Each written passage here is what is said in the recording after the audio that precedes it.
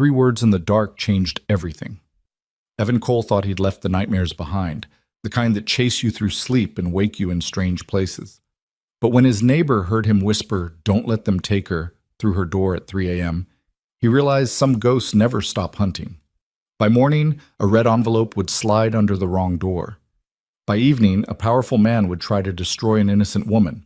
And Evan, a single father who'd sworn never to fight again, would have to choose between the quiet life he'd built and the instincts that kept him alive. Stay with me until the end.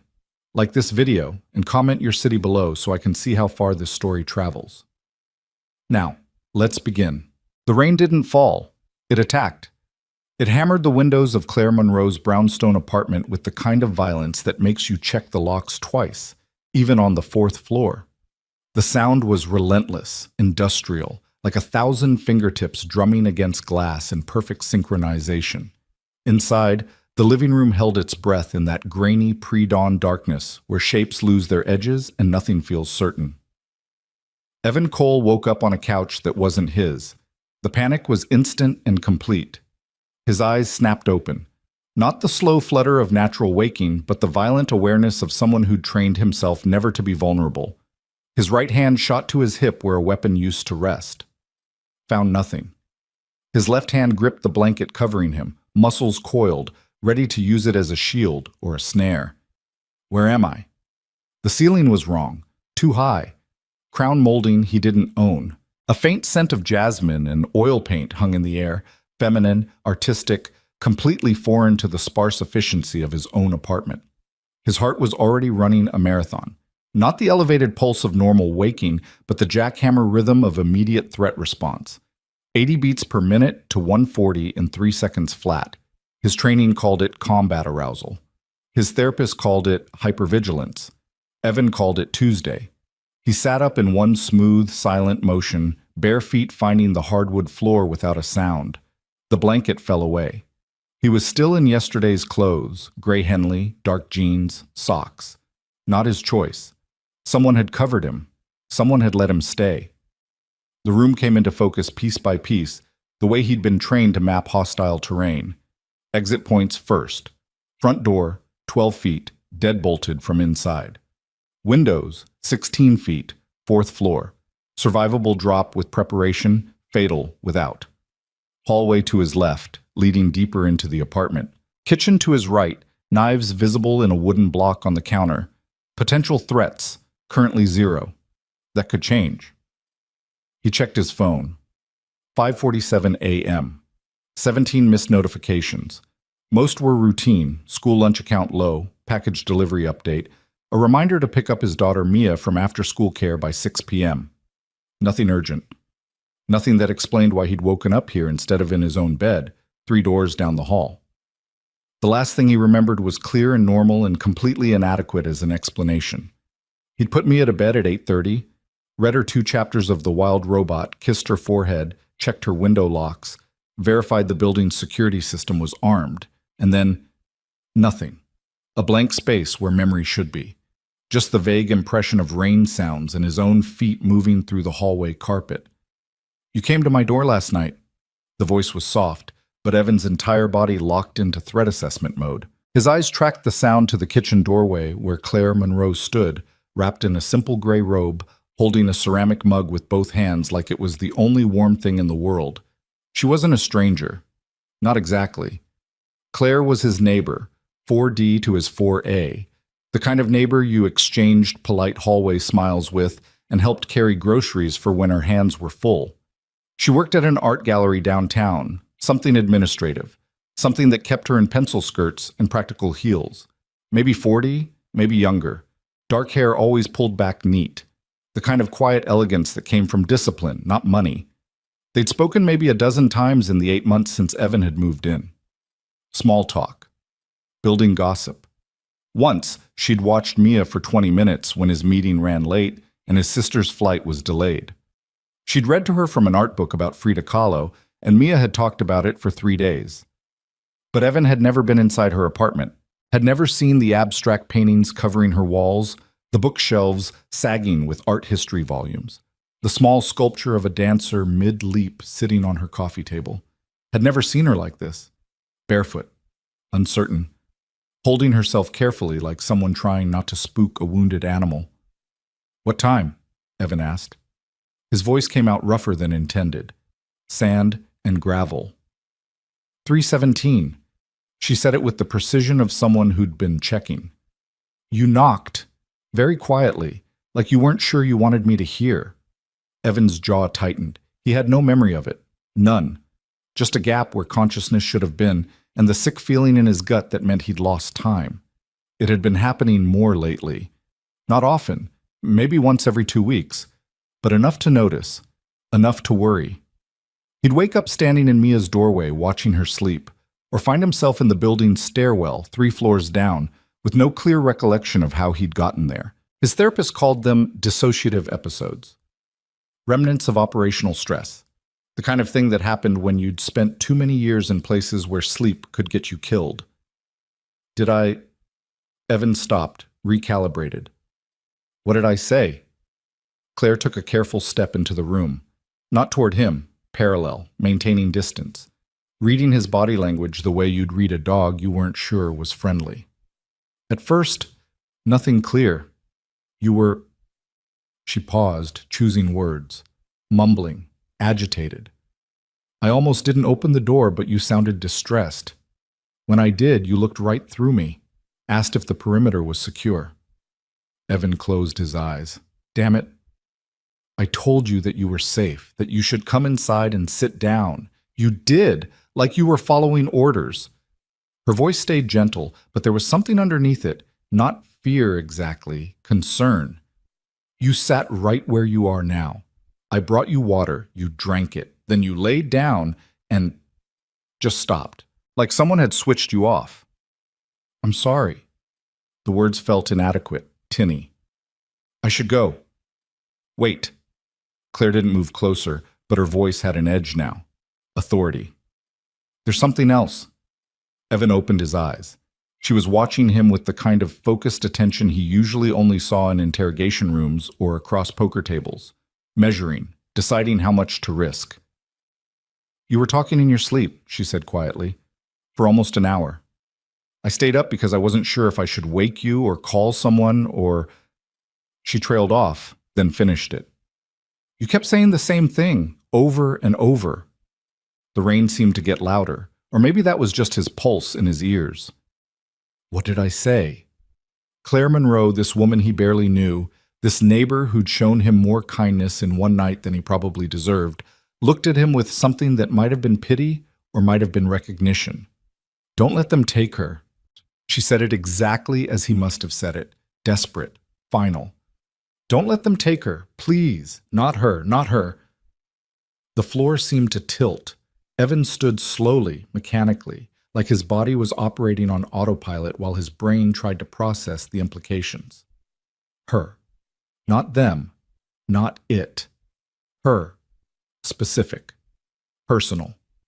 The kind of thing you said when you were reliving the worst moment of your life on a loop. "My daughter's safe," he said, more to himself than to Claire. "I checked. Twice before bed. She's at— I know," Claire said gently. "You told me. At 3 a.m. You told me her name is Mia. She's 7 years old. She's at PS 234, and she has art class on Thursdays. You made me verify the school's phone number on my laptop before you'd calm down." Evan's throat felt like sandpaper. He'd exposed operational details to a civilian, compromised his daughter's security, shown vulnerability. All the things he'd sworn never to do again after— He pushed the memory away before it could form. Some doors stayed locked. "I need to go." He moved toward the hallway where he vaguely remembered leaving his shoes. "Thank you for whatever this was. I'll make sure it doesn't happen again." "Evan." He stopped. She'd never used his first name before. It sounded strange, intimate. "You're not just talking about this, are you?" Claire's voice was quiet, but it cut through his retreat like a blade. "The not happening again part. You're talking about all of it, talking to neighbors, accepting help, letting anyone see that you're human." He didn't turn around. "I have a daughter to protect." "From what?" "Everything." The word hung there, too honest, too raw. Evan grabbed his shoes, work boots, scuffed leather, steel-toed, and started pulling them on. His hands were steady. They were always steady. That was the problem with muscle memory. Your body could go through the motions even when your mind was screaming. "I live alone," Claire said suddenly. "In case you were wondering why there's no one else here. Divorced. 3 years. No kids. Just me and about 400 unfinished paintings I keep promising myself I'll complete." Evan finished tying his boots. Stood. Faced her. She was leaning against the kitchen doorframe now, mug still cradled in both hands. The gray light from the window caught the side of her face, highlighting the fine lines around her eyes. Stress lines. The kind you earned. "I don't sleep well either," she continued. "Most nights I'm up until 2, 3 in the morning, painting, reading, trying to outrun whatever it is that wakes me up at 4. She paused. "So when you knocked last night, I was already awake, already wondering if anyone else in this building knows what it's like to be absolutely terrified of silence." Evan understood calculated disclosure. This was it. She was showing him a vulnerability to match his own, creating equilibrium. It was a smart move. Kind, even. It also made him want to run faster. "I appreciate what you did," he said carefully. "The water, the blanket. Not calling the authorities when a man showed up at your door in the middle of the night acting like a psychiatric case. That was decent of you. But you're still leaving. I have to pick up Mia by 6. It's 5:53. Traffic." Claire smiled, sad and knowing. "You're a terrible liar, for someone who's probably very good at lying." Evan didn't confirm or deny. He moved toward the front door, every instinct screaming at him to extract, to put walls back up, to return to the controlled environment where he understood all the variables. His hand was on the deadbolt when Claire spoke again. "Do you want to know what I think you're really running from?" He should have opened the door, should have thanked her again and left and never mentioned this again. Should have added her to the long list of people he kept at arm's length for their own protection. Instead, he heard himself say, "What?" "The possibility that you might not have to do it alone." The words hit harder than they should have. Evan turned the deadbolt, heard it click open. Freedom. Escape. Safety. "I do, though," he said quietly. "Have to do it alone. It's safer that way." "For who?" He didn't answer. Couldn't. Because if he was honest, truly honest, he wasn't sure anymore. Evan opened the door and stepped into the hallway. The building's carpet muffled his footsteps as he moved toward 4A. Behind him, he heard Claire's door close with a soft click. Not slammed, not angry, just closed.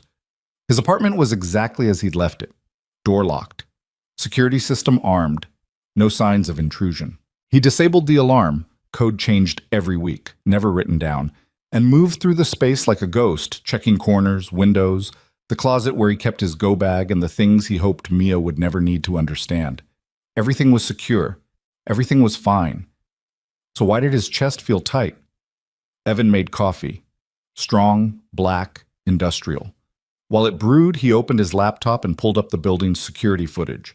A system he'd quietly upgraded 3 months ago, adding cameras the landlord didn't know existed. He scrolled back to 3:17 a.m. There he was. Walking down the hallway in a straight line, shoulders back, posture military perfect despite being completely asleep. He watched himself knock on 4D 3 times. Precise. Controlled. Then Claire's door opening, her face registering shock, then concern. Her mouth moving, words he couldn't hear but could guess. "Are you okay?" His past self said something, swayed slightly. She took his arm, gentle, steadying, and led him inside. The door closed. Evan watched the timestamp, counted. 3 hours and 42 minutes until he walked out again. He rewound, watched it again, looking for what? Proof that he wasn't losing control? Evidence that the walls he'd built were holding? The coffee maker beeped. Evan poured a cup, burned his tongue on the first sip, and welcomed the pain. It was sharp, real, grounding. His phone buzzed, text message from his sister Rachel. "Mia's asking if you can bring her art supplies to school. Said she needs them for a special project. Can you drop them off before first period?" Evan checked the time. 6:04 a.m. School started at 8:15. Mia's art supplies, an ever-expanding collection of markers, colored pencils, and sketch pads, lived in a plastic bin under her bed. Easy. He typed back, "On it. Thanks for keeping her last night." Rachel's reply was immediate. "Always. She drew you a picture, says it's a surprise. Also, she wants to know if Claire can come to her birthday party next month."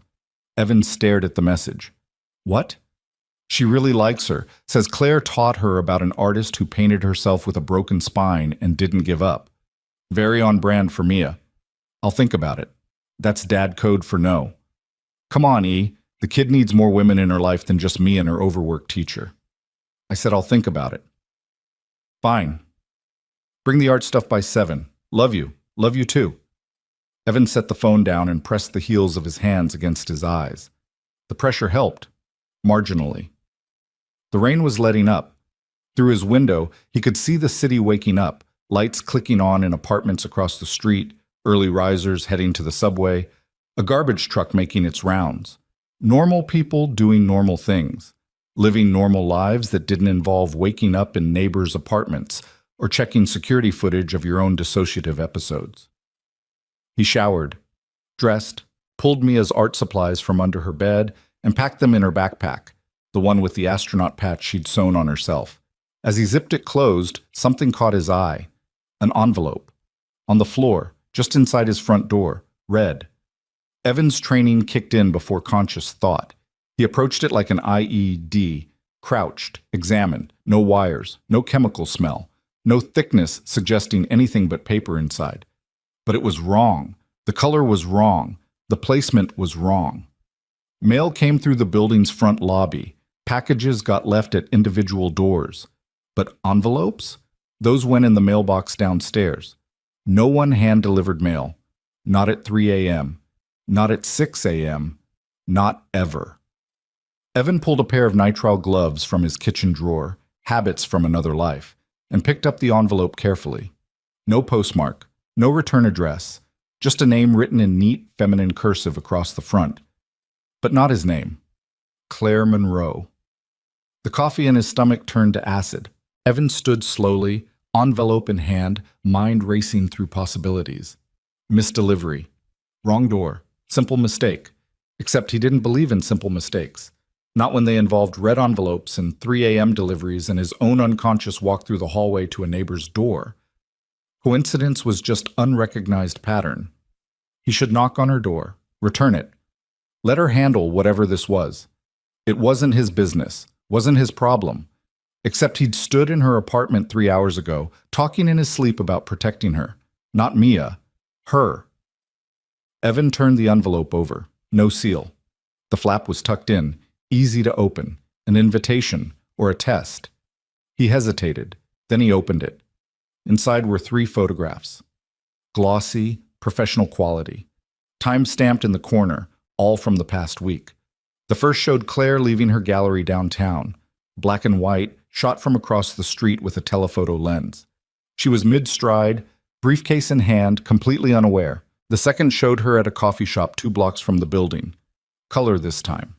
She was sitting by the window reading something on her phone, a latte going cold in front of her. The third made Evan's jaw clench. Claire entering the building, their building. But the angle was wrong, too low, too close. This wasn't shot from the street. This was shot from inside the lobby. From behind the security desk. Someone with access had taken this. Beneath the photos was a note. Typed, laser printer, generic font. "We know what you did. We know who you hurt. Pay what you owe, or everyone else will know too. $50,000. Instructions to follow. You have 1 week. No signature. No specifics. Just threat wrapped in vague accusation and the promise of public ruin." Evan read it twice, then a third time. This wasn't about him. This was about Claire. Someone from her past. Someone who knew her routines. Someone with resources and patience and the kind of cruel precision that came from practice. He should give this to her. Let her call the police. Let the system handle it the way systems were supposed to handle things. But he'd seen too many systems fail. Too many people who trusted the process and ended up destroyed by it. And something about this felt wrong in a way that went beyond standard extortion. The photos were too good. The timing too perfect. The amount, 50,000, high enough to hurt, but low enough to be possible. This wasn't random. This was personal. And Claire, alone in 4D with her 400 unfinished paintings and her admission that she didn't sleep well, had no idea it was coming. Evan looked at the envelope again, at her name written in that careful cursive, at the red color that in some cultures meant luck and in others meant danger. He thought about Mia's question, "Can Claire come to my birthday party?" He thought about 3 a.m. and gentle hands guiding him to a couch and a blanket tucked around someone who showed up broken at your door. He thought about the words she'd said that had landed like bullets. You might not have to do it alone. Then Evan Cole, who had spent the last 3 years building walls and maintaining distance and protecting his daughter from a world that took everything if you let it, made a decision that would unravel every careful defense he'd constructed. He put the envelope in his pocket and knocked on 4DM. The door opened on the second knock.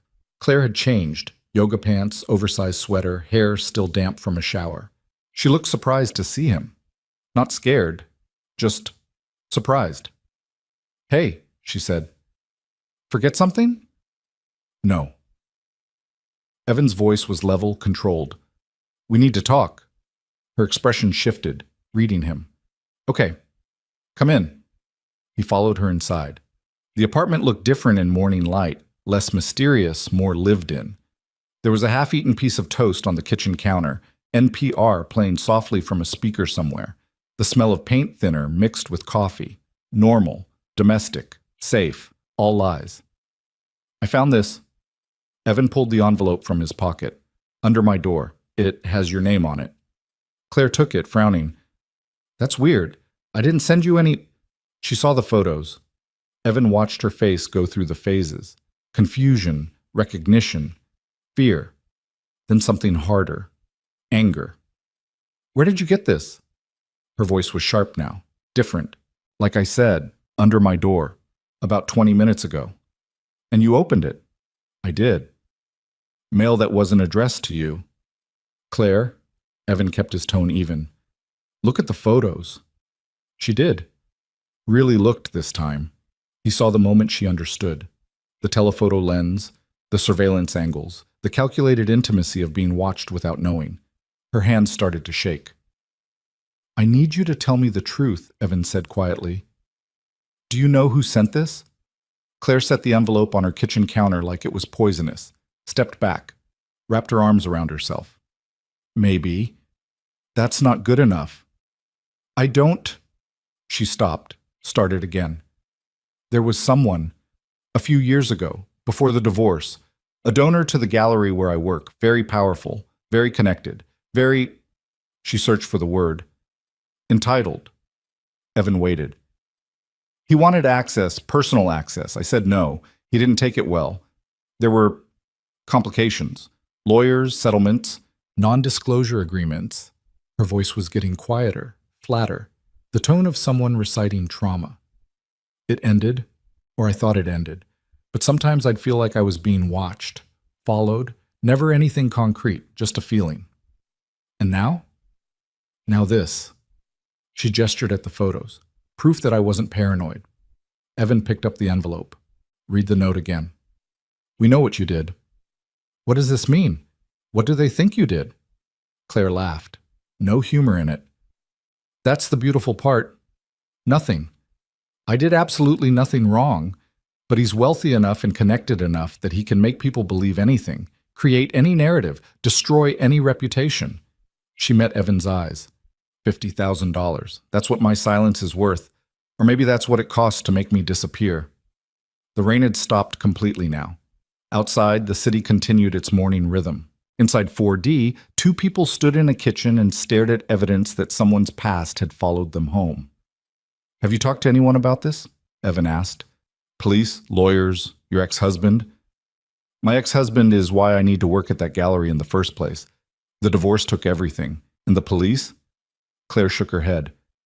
"What am I supposed to tell them? That I have a feeling?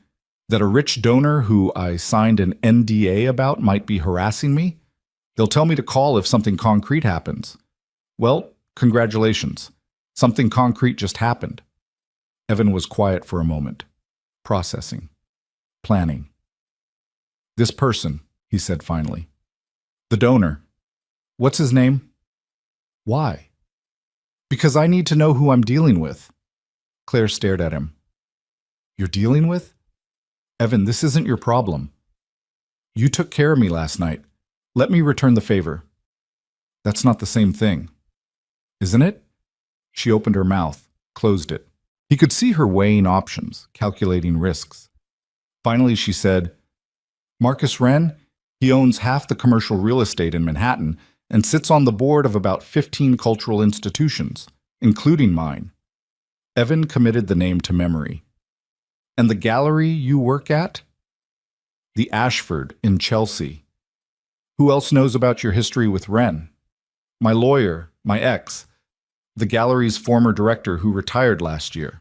Claire's voice was bitter. And apparently whoever Wren hired to follow me around taking pictures. Evan pulled out his phone, so started typing notes, names, places, timeline. What are you doing? Claire asked. Building a file. A file. Information architecture, you can't solve a problem until you understand its structure. He looked up at her. When did the harassment start? The feeling of being watched? Maybe 6 months ago? Around the time the gallery announced our new exhibition schedule. Wren has a piece in the spring show. I had no say in it. The board selected the works, but I had to coordinate the logistics. So, renewed contact after a period of silence. I guess. And the escalation to direct threat happened today. Why now? What changed? Claire thought about it. We're finalizing the exhibition catalog this week. There's a gala in 2 weeks. Major donors, press. It's the gallery's biggest event of the year. So maximum leverage, maximum potential for embarrassment. Evan made another note. He's not trying to extract payment. He's trying to extract compliance. The money's just a test. A test of what? Whether you'll break. Claire's jaw tightened. I won't. I believe you. And Evan did. There was steel in her voice now, the same steel he'd heard earlier when she'd called him on his evasions. She'd been afraid, still was, but fear didn't mean weakness. Sometimes it meant the opposite. So what do we do? She asked. Evan looked at her, this woman he barely knew, this neighbor who'd shown him kindness when he'd needed it most, who was now being targeted by someone with resources and malice and the kind of power that crushed people for sport. The smart move was to walk away. Give her the envelope. Suggest she hire a security consultant. Maybe recommend a few names from his former life. Keep his distance. Protect Mia from potential blowback. The smart move. But when he opened his mouth, what came out was, "We fight back." Evan, you said you work in administration at the gallery. That means you have access to records, donor histories, communication logs. If Wren's been involved with the Ashford for years, there's a paper trail. Protected by privacy agreements, which don't apply if you're investigating fraud or harassment. I can't just... Yes, you can.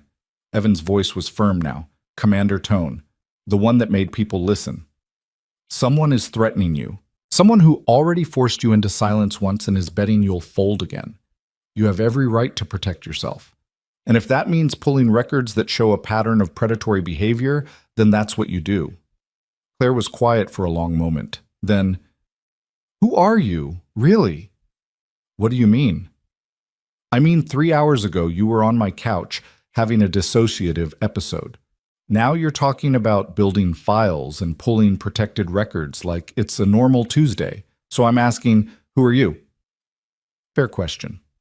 Evan set his phone down. I used to work in risk assessment, corporate security, before Mia. I helped companies identify vulnerabilities before they became disasters. Threat modeling, information security, personnel vetting. All technically true. Just missing about 15 years of context and the parts that would make her uncomfortable. And you think you can help me? I think I can give you options. Better options than paying off someone who will just come back for more. Claire walked to her window, looked out at the city, the same view Evan had from his own apartment, just 3 doors down. Same buildings, same streets, same morning light making everything look clean and possible. If I do this, she said slowly, if I fight back, it could get ugly. Ren has lawyers, resources. He could make my life hell. He's already making your life hell. You just haven't acknowledged it yet. She turned to face him. And you? Why would you risk getting involved in something like this? You have a daughter to protect. You said it yourself. You keep everyone at arm's length for a reason. Evan didn't have a good answer to that. Didn't have a rational explanation for why he was standing in this kitchen offering to walk into someone else's war. All he had was the memory of waking up on that couch and Claire's quiet voice saying you might not have to do it alone. And the sick certainty that if he walked away now, something important would break. Not just for her, for him. Because you helped me last night, he said finally. And because people like Ren only win when everyone else decides it's not their problem. Claire studied his face, looking for lies, for angles, for the catch.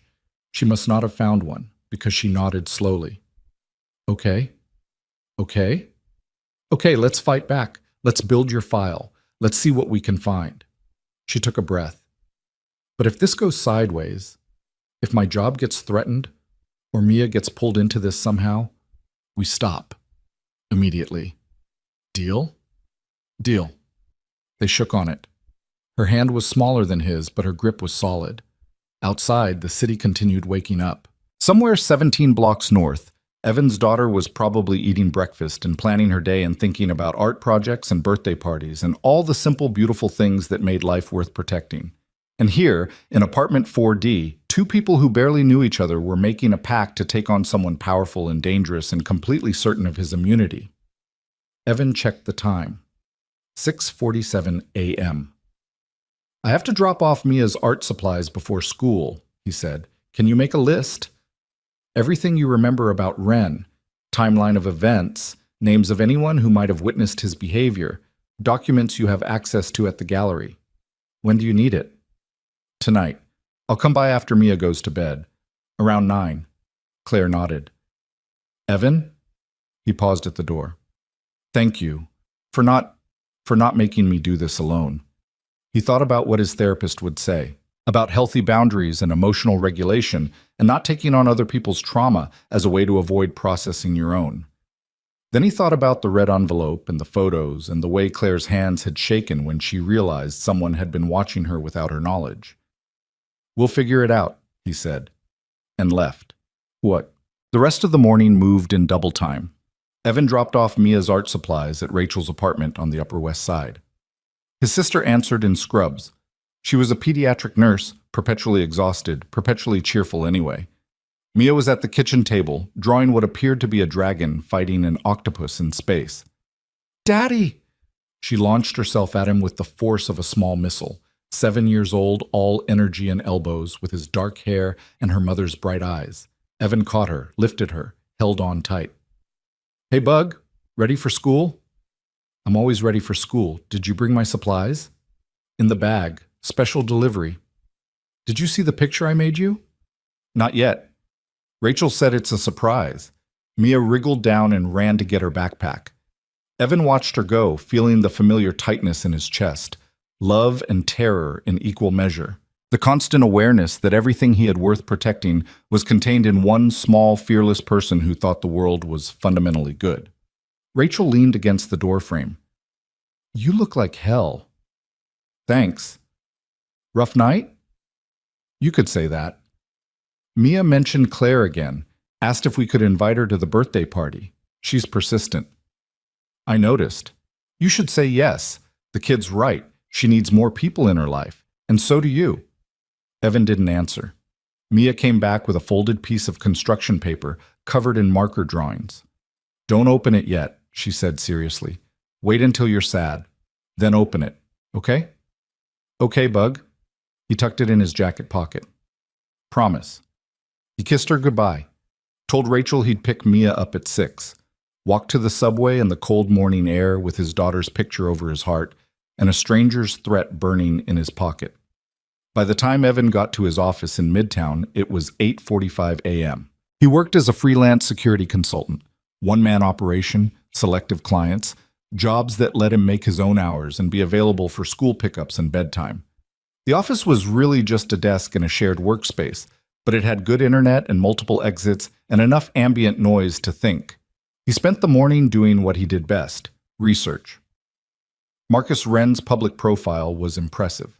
56 years old, Columbia Business School. Built a real estate empire in the 90s. Sat on boards for MoMA, the New York Public Library, the Ashford Gallery, and half a dozen other cultural institutions. Married once, divorced, no children, philanthropist, patron of the arts. Also, 3 sealed settlements in the past 8 years.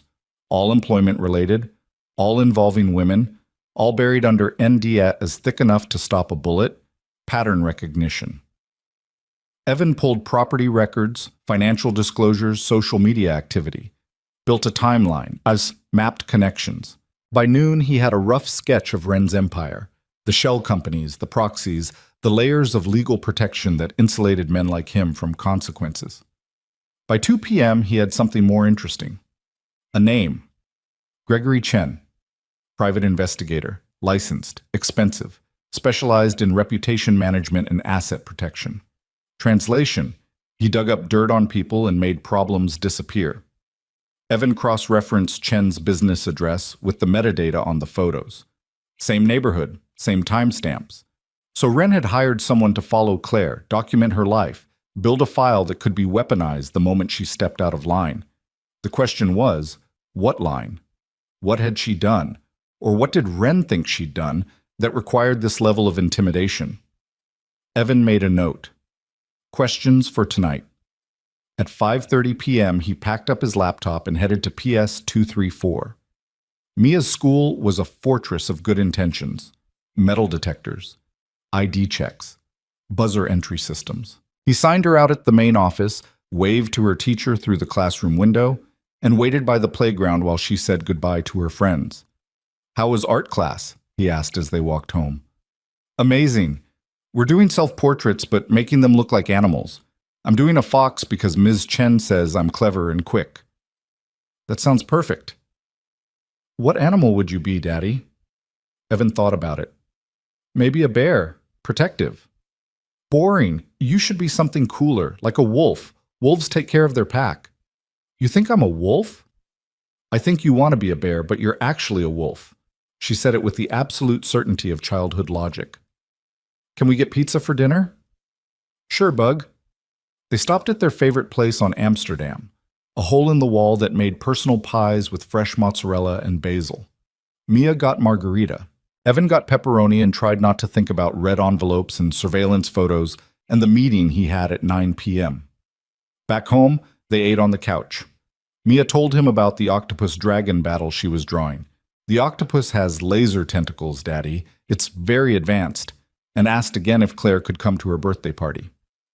"I'll talk to her," Evan said. "That's what you said last time." "This time I mean it."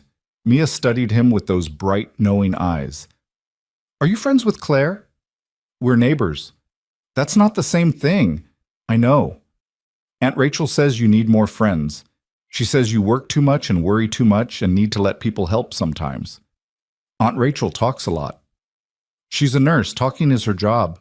Mia took another bite of pizza. "I like Claire. She's smart and she doesn't talk to me like I'm a baby. She told me about Frida Kahlo, who painted even when she was in pain. That's brave."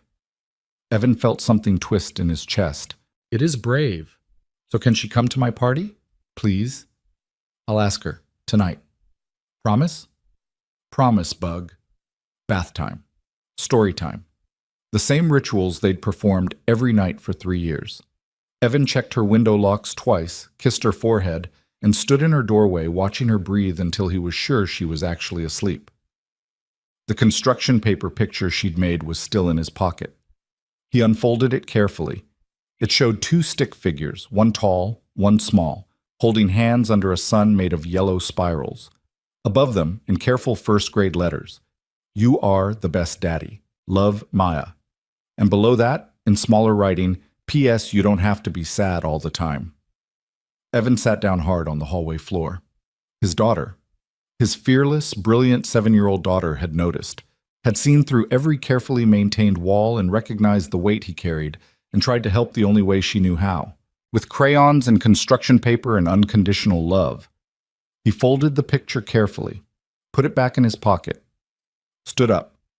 At 8:55 p.m., he knocked on apartment 4D. Claire opened the door immediately. She'd changed again. Jeans, dark sweater, hair pulled back, all business. On her kitchen table was a laptop, a yellow legal pad covered in notes, and a stack of file folders. "I made coffee," she said. "And I have beer if you prefer." "Coffee's good." They sat at the table. Claire slid the legal pad across to him. "Everything I remember, dates, locations, witnesses. Some of it's fuzzy. It was 3 years ago, and I spent most of that time trying to forget, but I wrote down what I could."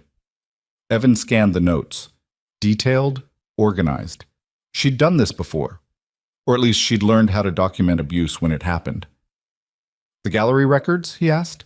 "Here." She tapped the folders. Donor correspondence. Board meeting minutes. Exhibition contracts. I pulled anything with Wren's name on it from the past 5 years. I have access to the shared drive, so I downloaded everything to a thumb drive. She held up a small USB stick, probably violating about 6 employee handbook clauses, but at this point, I don't care. Evan took the drive. "Have you looked through it?" "Not thoroughly, but I saw enough to know there's a pattern. Wren donates large sums, we're talking 6 figures, right before major personnel decisions, new hires, promotions, terminations. Every time he makes a donation, someone's career changes within a month. Buying influence. Recovering tracks." Claire pulled up a spreadsheet on her laptop. "Look at this. Every woman who's worked directly with Wren on exhibition coordination in the past 8 years has left the gallery within 2 years. Every single one. Different reasons, better opportunities, family obligations, career changes, but the timeline's consistent." Evan studied the data. She was right. Perfect pattern. Too perfect. "You think they were forced out?" "I think they were made to leave. Same way Wren tried to make me leave 3 years ago." Claire's voice was steady, but there was anger underneath it. Controlled fury. "Only I had a lawyer who fought back, and a director who was willing to restructure my position so I didn't have to work directly with him anymore. Most of them didn't have that. But you stayed. I needed the job, the health insurance, the stability. After the divorce, I had nothing. This was all I had." She met his eyes. "So I signed the NDA, took the new position, convinced myself it was over. And now he's back." "Now he's back." Evan opened one of the file folders. Donor correspondence. Wren's emails were cordial, professional, perfectly polite. No overt threats. No explicit harassment. Just the steady pressure of someone who knew he held all the cards. "Looking forward to our continued partnership. Hope we can work together again soon. I'm sure we can find a mutually beneficial arrangement. Corporate speak for, I own you." "Did you tell anyone else about this?" Evan asked. "Today, after you got the envelope." "No, who would I tell? My ex won't return my calls. My parents live in Florida and think I should have just taken Wren's money the first time and moved on. My friends from before the divorce," she trailed off. "They chose him. Or they chose not to choose. Same result." So she was alone. Completely alone.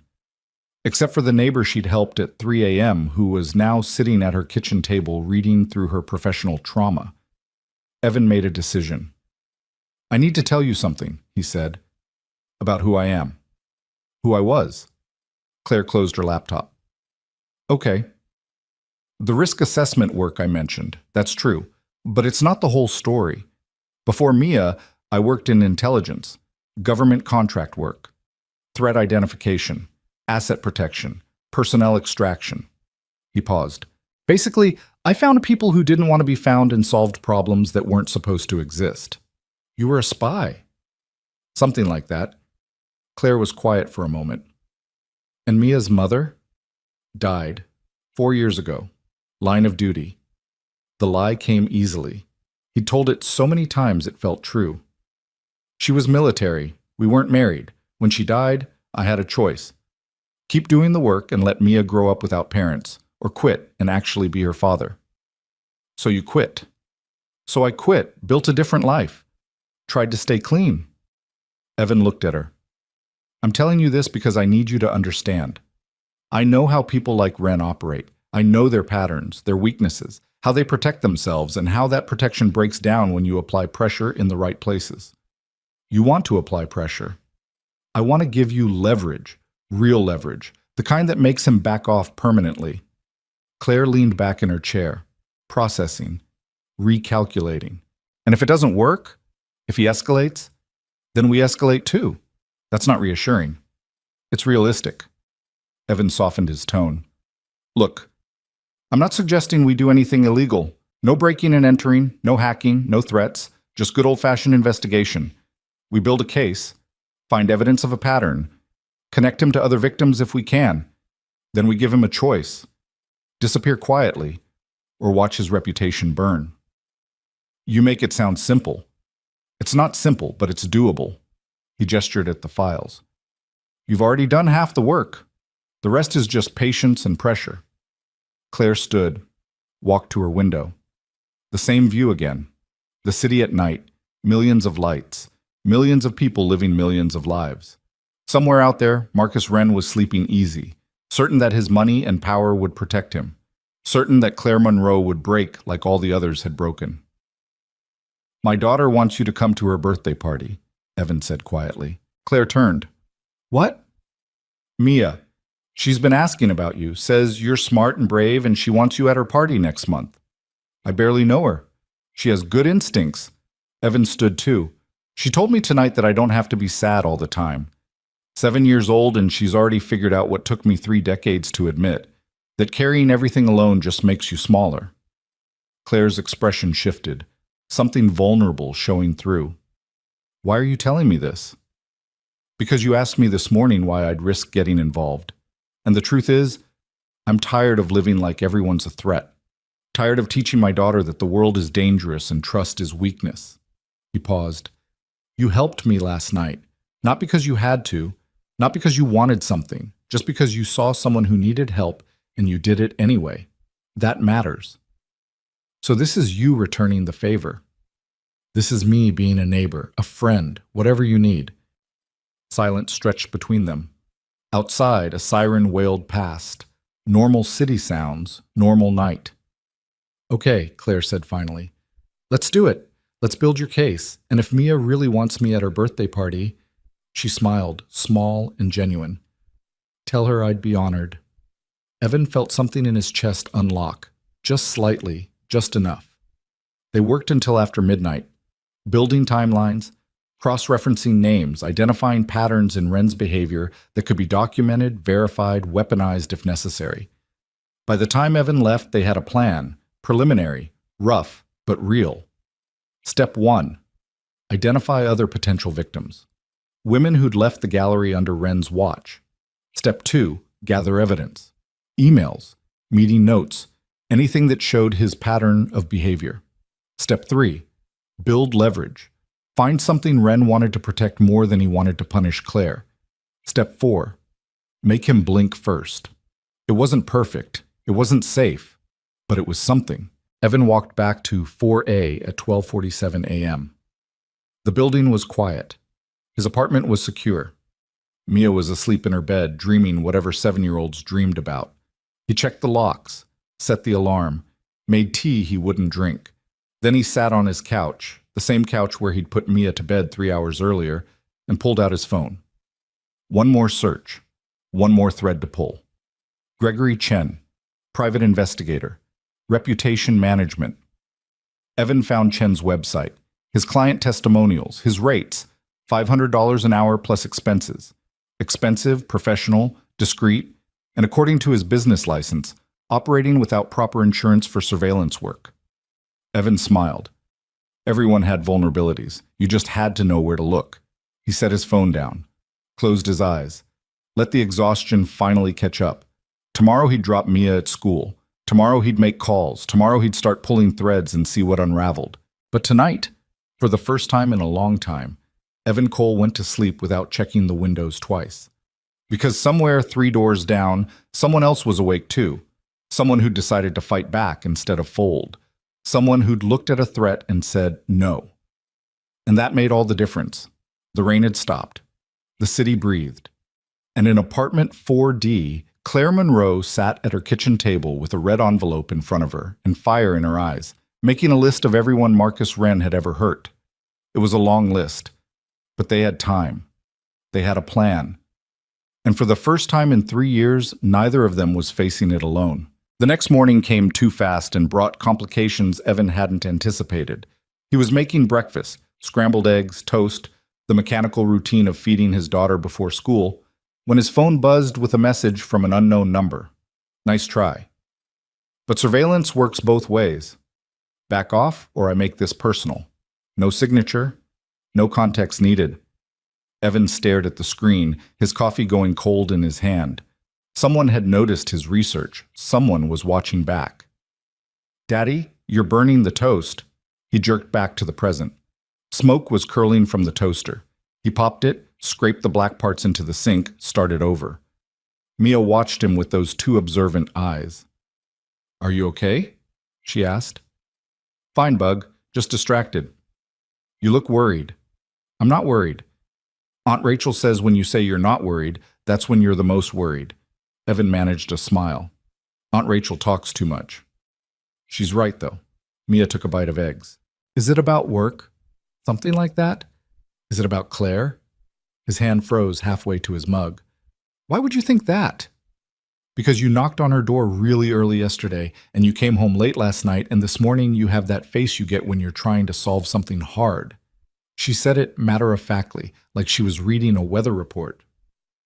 "So I figured it must be about work or Claire, and since you already told me it's about work, it's probably about Claire too." 7 years old, and she could read him like a surveillance report. "It's complicated, Mia." "Is she in trouble?" Evan considered lying, considered deflecting, decided his daughter deserved better. "Maybe. I'm trying to help her figure it out." Mia nodded seriously. "That's good. People should help each other. That's what you always tell me." "I know. So you're doing the right thing." "I hope so, Bug." She reached across the table and patted his hand, small fingers sticky with breakfast, offering comfort the way he'd offered it to her 1,000 times when she'd had nightmares or bad days or scraped knees. "It'll be okay, Daddy. You're really good at fixing things." The faith in her voice nearly broke him. He got her to school by 8, watched her run inside with her astronaut backpack and unshakable confidence, then sat in his car for 5 minutes trying to decide if he was making the biggest mistake of his life. The text message suggested he was. Someone knew he was digging, someone was watching, and that someone had just threatened to make it personal, which in Evan's experience meant going after the people you loved. He should stop. Should tell Claire it was too dangerous, should go back to his quiet life of freelance consulting and playground pickups and pretending the world was safe. Instead, he called her. She answered on the second ring. "Hey, I was just about to call you." "Something happened?" "You could say that." Her voice was tight. "Can you come to the gallery? Now?" "What's wrong?" "Just come, please." The Ashford Gallery occupied 3 floors of a converted warehouse in Chelsea, all exposed brick and industrial lighting, and the kind of calculated minimalism that screamed expensive taste. Evan had never been inside. He'd passed it a dozen times, noted its security cameras and entry points the way he noted everything, but never had a reason to enter. Now he did. Claire met him in the lobby. She looked different here, professional armor fully deployed, black dress, heels, hair pulled back so tight it looked painful. The vulnerability from last night was gone, replaced by the careful mask of someone who'd learned to hide in plain sight. "Thanks for coming." She glanced around the empty lobby, then lowered her voice. "We need to talk. Somewhere private." She led him through this gallery space, past abstract canvases that probably cost more than his annual salary, past sculptures that made no sense to his tactical brain, past groups of art students sketching in notebooks. They took an elevator to the 3rd floor, walked down a hallway lined with storage rooms, and entered a small office that barely fit a desk and 2 chairs. Claire closed the door, locked it. "This morning I got into work at 7:30, she said without preamble. My office had been searched. Evan's attention sharpened. You're sure? I'm sure. Nothing major. Files were still in the cabinets, computer was still locked, but things were moved. My desk drawer was opened. Someone went through my workspace. Did you report it? To who? Building security. They'd say I'm imagining things. My boss? She'd ask what I have worth stealing. Claire's laugh was bitter. I can't prove anything, but I know someone was in there. When did you leave last night? 6 p.m. Sad. Locked my door like always. When I came in this morning, the lock was fine, but she trailed off. You know how you can tell when someone's been in your space, even if nothing's obviously wrong? Evan knew. He'd spent years cultivating that awareness, the slightly different angle of a chair, the faint scent of unfamiliar cologne, the sense memory of where you'd left things that didn't quite match reality. What were they looking for? The files I showed you, the donor records. Claire's voice dropped. I kept copies on my work computer, encrypted, password protected. But this morning I checked the access logs. Someone tried to open them, multiple times. Wrong password every time. What time? Between midnight and 2 a.m. Hours after they'd finished working, hours after someone had sent Evan that threatening text. This wasn't coincidence. This was coordination. Did they get in? Evan asked. No, the encryption held, but they know I have something now. They know I'm looking. Claire wrapped her arms around herself. I should stop. I should delete everything and pretend this never happened. Is that what you want to do? She met his eyes. No, but I'm scared, Evan. Really scared. This isn't just about Ren anymore. This is about whoever he hired, whoever broke into my office, whoever's watching us right now. The paranoia wasn't irrational. It was survival instinct finally catching up to reality. Evan pulled out his phone, opened the text he'd received that morning, showed it to her. Claire read it twice. Her face went pale. They sent this to you? This morning, 6 a.m. That's before I even got to work, before I knew about the break-in. Her voice was shaking now. They're watching both of us. They know we're working together, which means we're onto something they want to protect. Or we're about to get crushed for asking questions. Maybe both. Claire sat down hard in her desk chair. For a moment, she looked young and lost and completely overwhelmed. Then something shifted. Her spine straightened, her jaw set. I'm not backing down, she said quietly. I already did that once. 3 years ago when Ren first came after me, I signed his NDA and took the settlement and convinced myself it was the smart move, and it ate me alive. Every day I come to work wondering if today's the day he decides I'm not useful anymore. Every night I go home wondering if I'll wake up to another envelope or another threat or another... She stopped, started again. I'm done being afraid. I'm done letting him win. Evan had seen this transformation before. The moment when fear turned to fury. When survival instinct became offensive strategy. It was dangerous. It was also necessary. Okay, he said.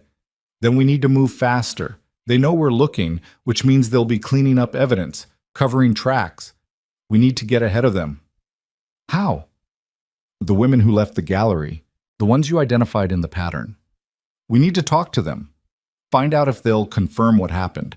Build a case that's bigger than just your word against Ren's. Claire pulled up her spreadsheet on the computer. 7 names. 7 women who'd worked with Ren and left within 2 years. I have contact information for 3 of them. The others, she shook her head. I don't know where they are now. 3 is enough to start.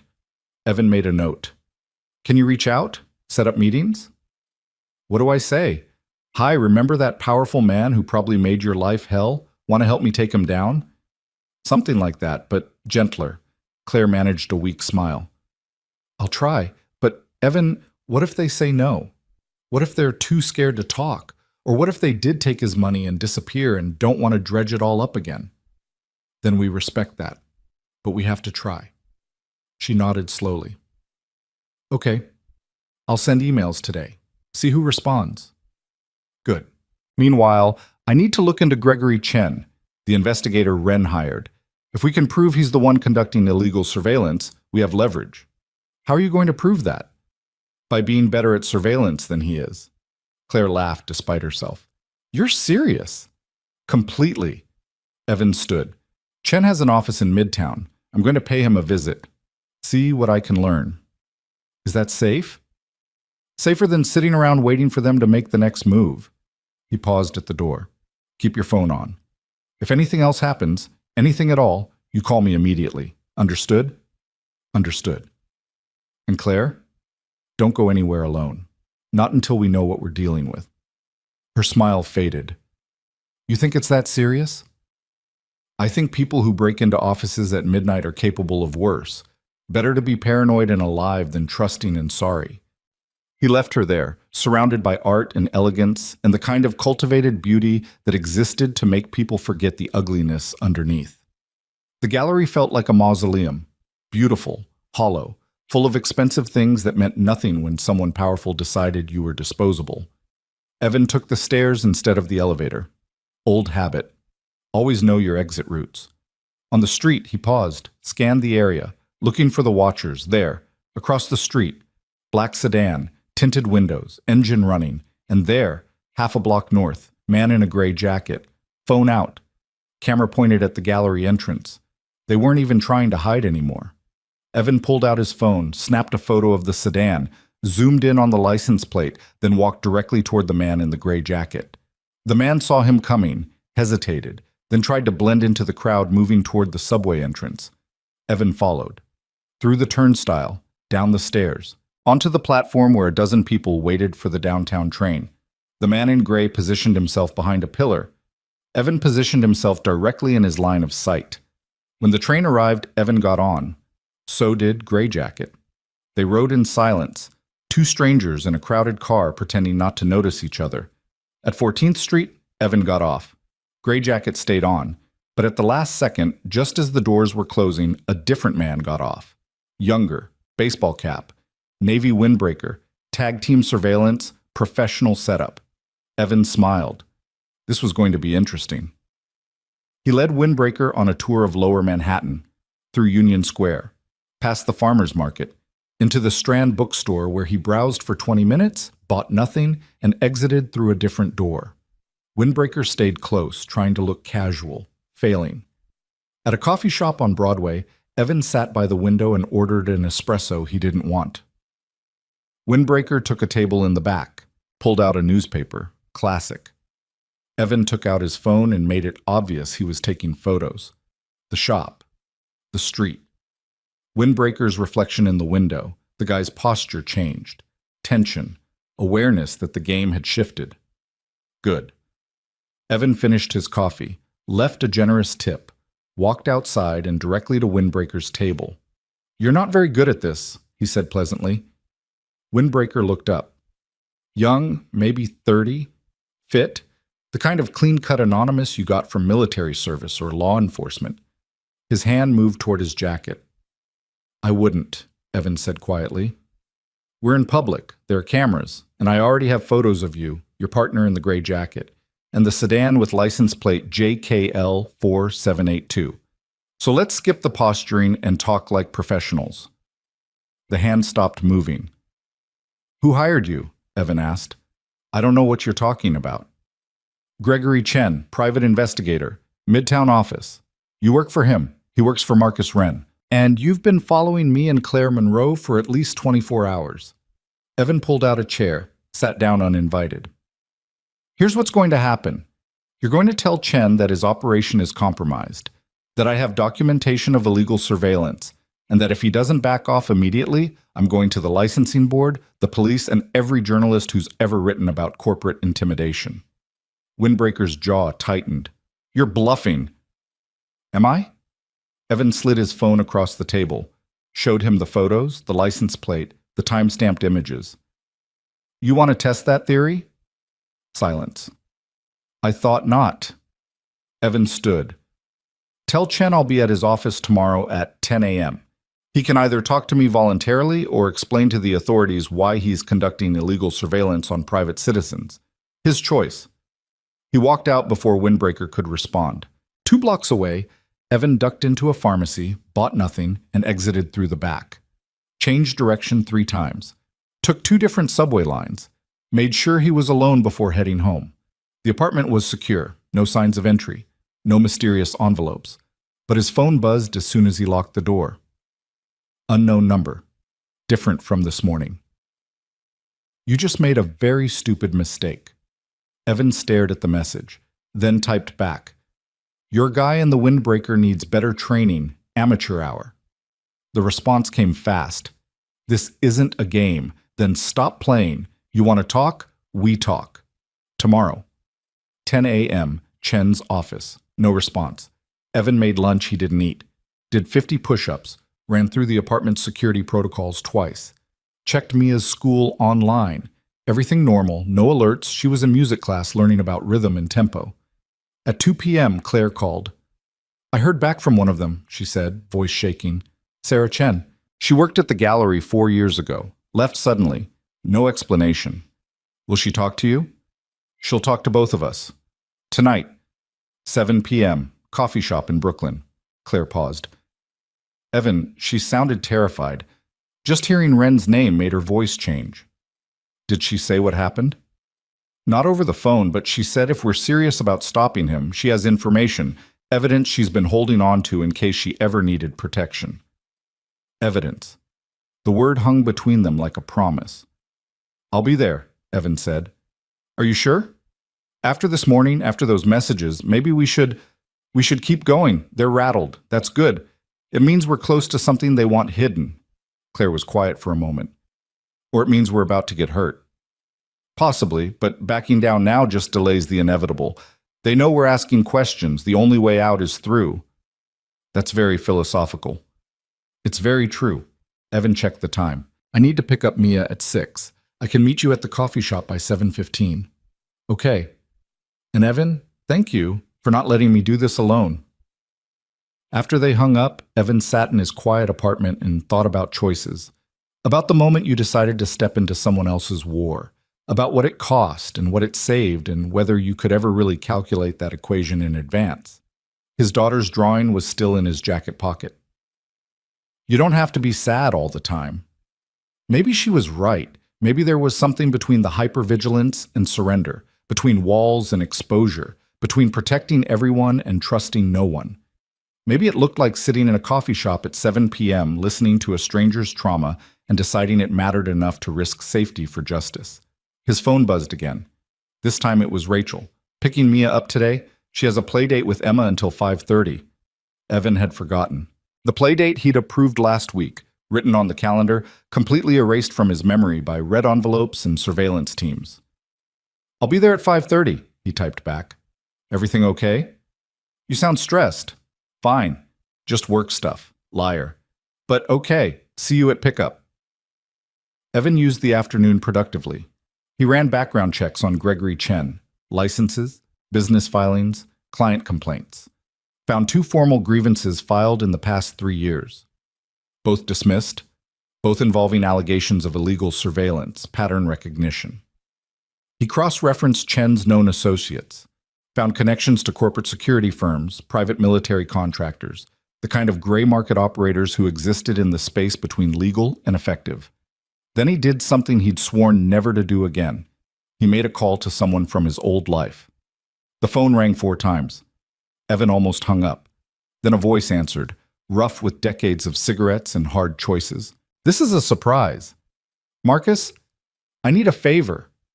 After 3 years of radio silence, that's how you start? Not even a how are you, just straight to business? How are you, Marcus? Terrible. Knees are shot.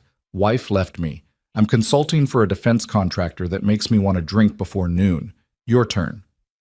I need information on a private investigator named Gregory Chen, Manhattan-based, specializes in reputation management. Silence on the other end. Then, you working again? Helping a friend. Uh-huh.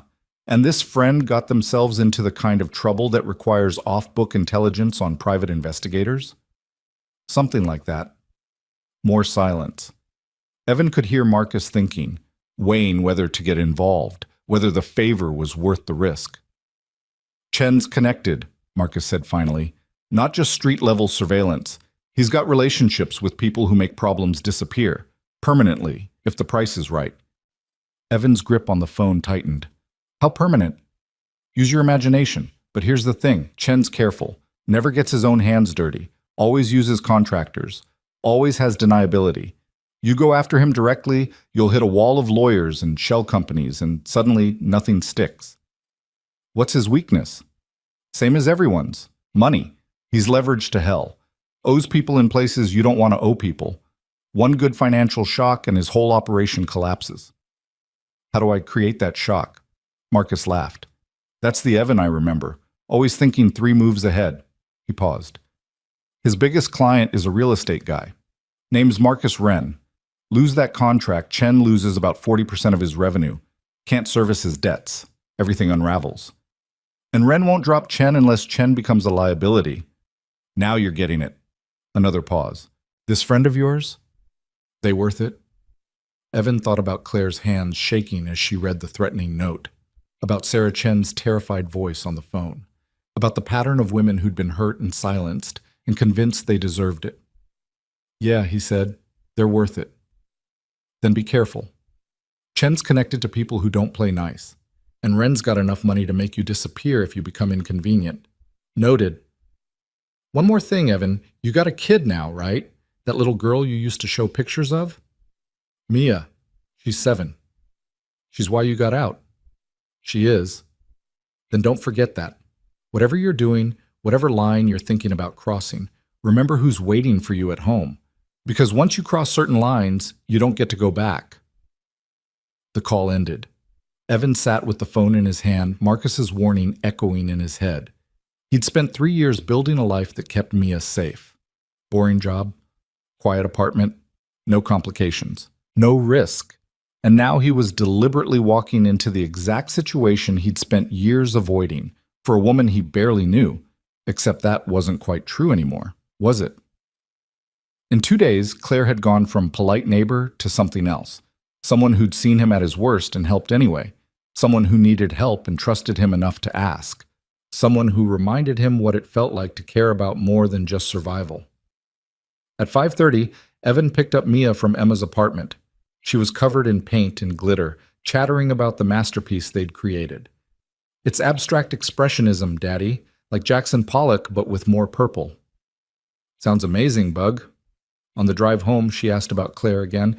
Did you talk to her? About my party? I did. She said she'd be honored to come. Mia's face lit up.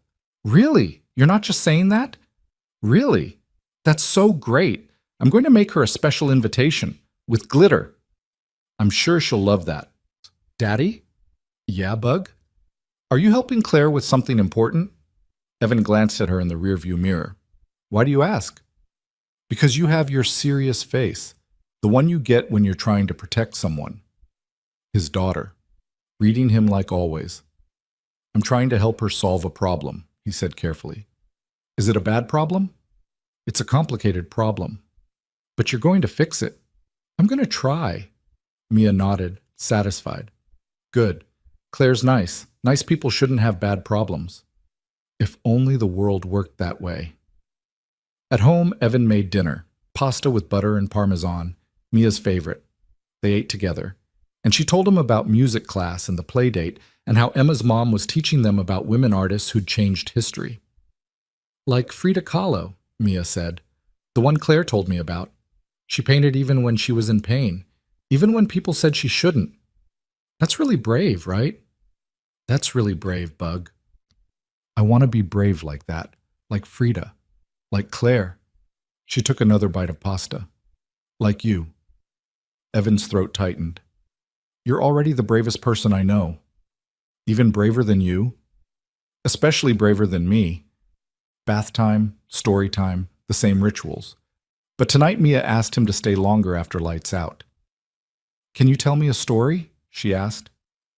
Not from a book, one you make up. What kind of story? About someone who's scared but does the brave thing anyway. Evan sat on the edge of her bed. Thought about Claire standing in her kitchen, deciding to fight back. About Sarah Chen agreeing to meet them despite her fear. About himself, 3 years ago, choosing Mia over everything else he'd known.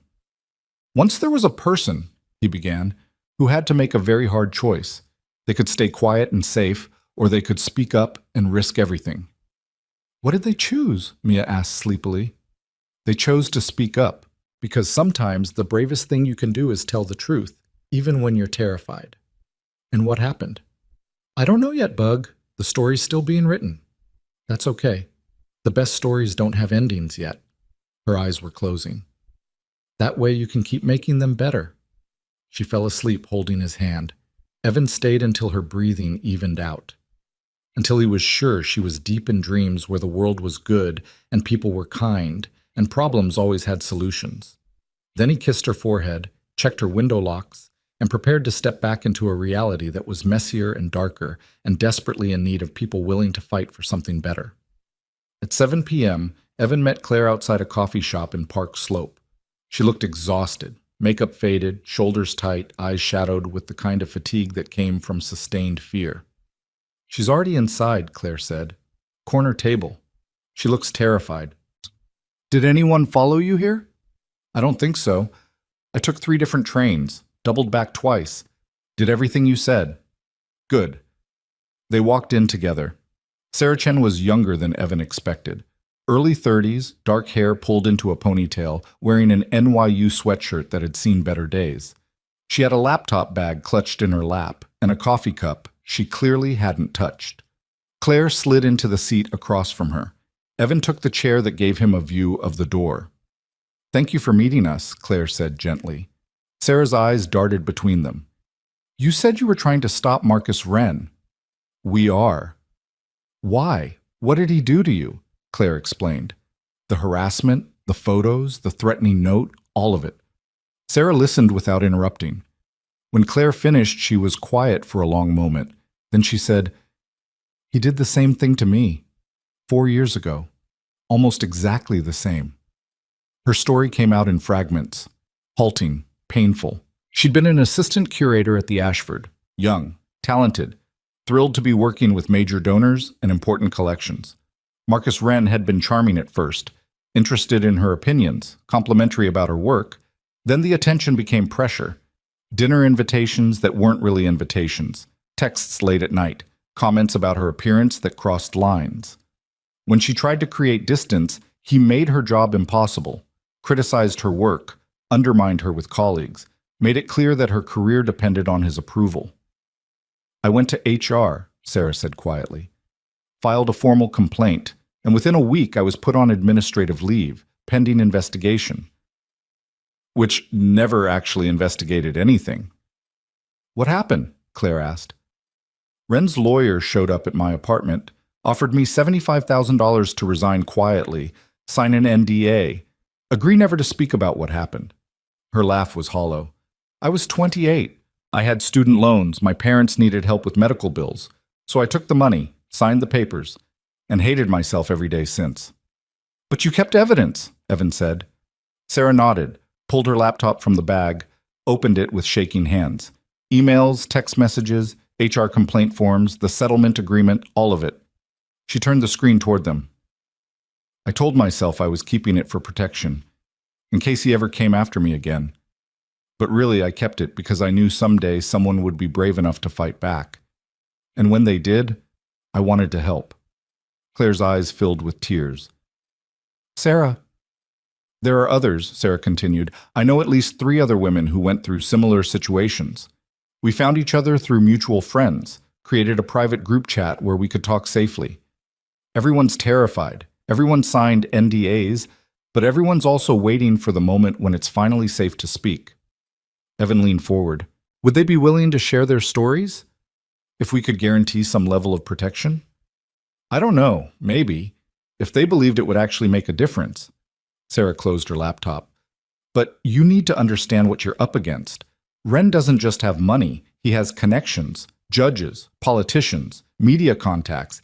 He's destroyed people for less than what you're trying to do. We know, Claire said softly. Then why are you doing this?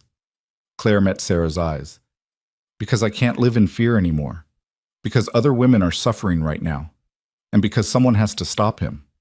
Sarah was quiet, then she nodded slowly. Okay, I'll help. I'll reach out to the others, see if they'll talk. She pulled out her phone. Give me your number, encrypted messaging only. and we never meet in the same place twice. They exchanged information, made plans to connect in 2 days. Then Sarah left first, out the back, phone in hand, checking over her shoulder every few steps. Evan and Claire waited 10 minutes before leaving. On the street, Claire turned to him. "She was so scared," she whispered. 4 years later and she's still living with it. That's what trauma does. It doesn't end when the threat ends. It stays. Is that what's happening to you? With the sleepwalking, the nightmares? Evan started walking. Different situation. Claire kept pace. But the same principle. Something happened. You survived, but you're still carrying it. He didn't answer. They walked in silence until they reached the subway. Then Claire stopped. "I meant what I said this morning about not backing down, but I need to know you're in this for the right reasons." "What does that mean?" "It means I need to know you're not using my problem to avoid dealing with your own." She said it gently, without accusation. "Because I've done that. After my divorce, I threw myself into work. Told myself I was building a career when really I was just running from the fact that my marriage failed and I was alone and I had no idea who I was anymore." Evan looked at her, really looked, at the woman who'd let a stranger sleep on her couch, who'd decided to fight back against impossible odds, who somehow still had enough emotional bandwidth to worry about his motivations. "I'm not using your problem," he said quietly, "but you're right that this matters to me. Maybe more than it should for someone I've known 2 days. Why? Because you remind me that there are still people worth protecting, worth fighting for, worth trusting."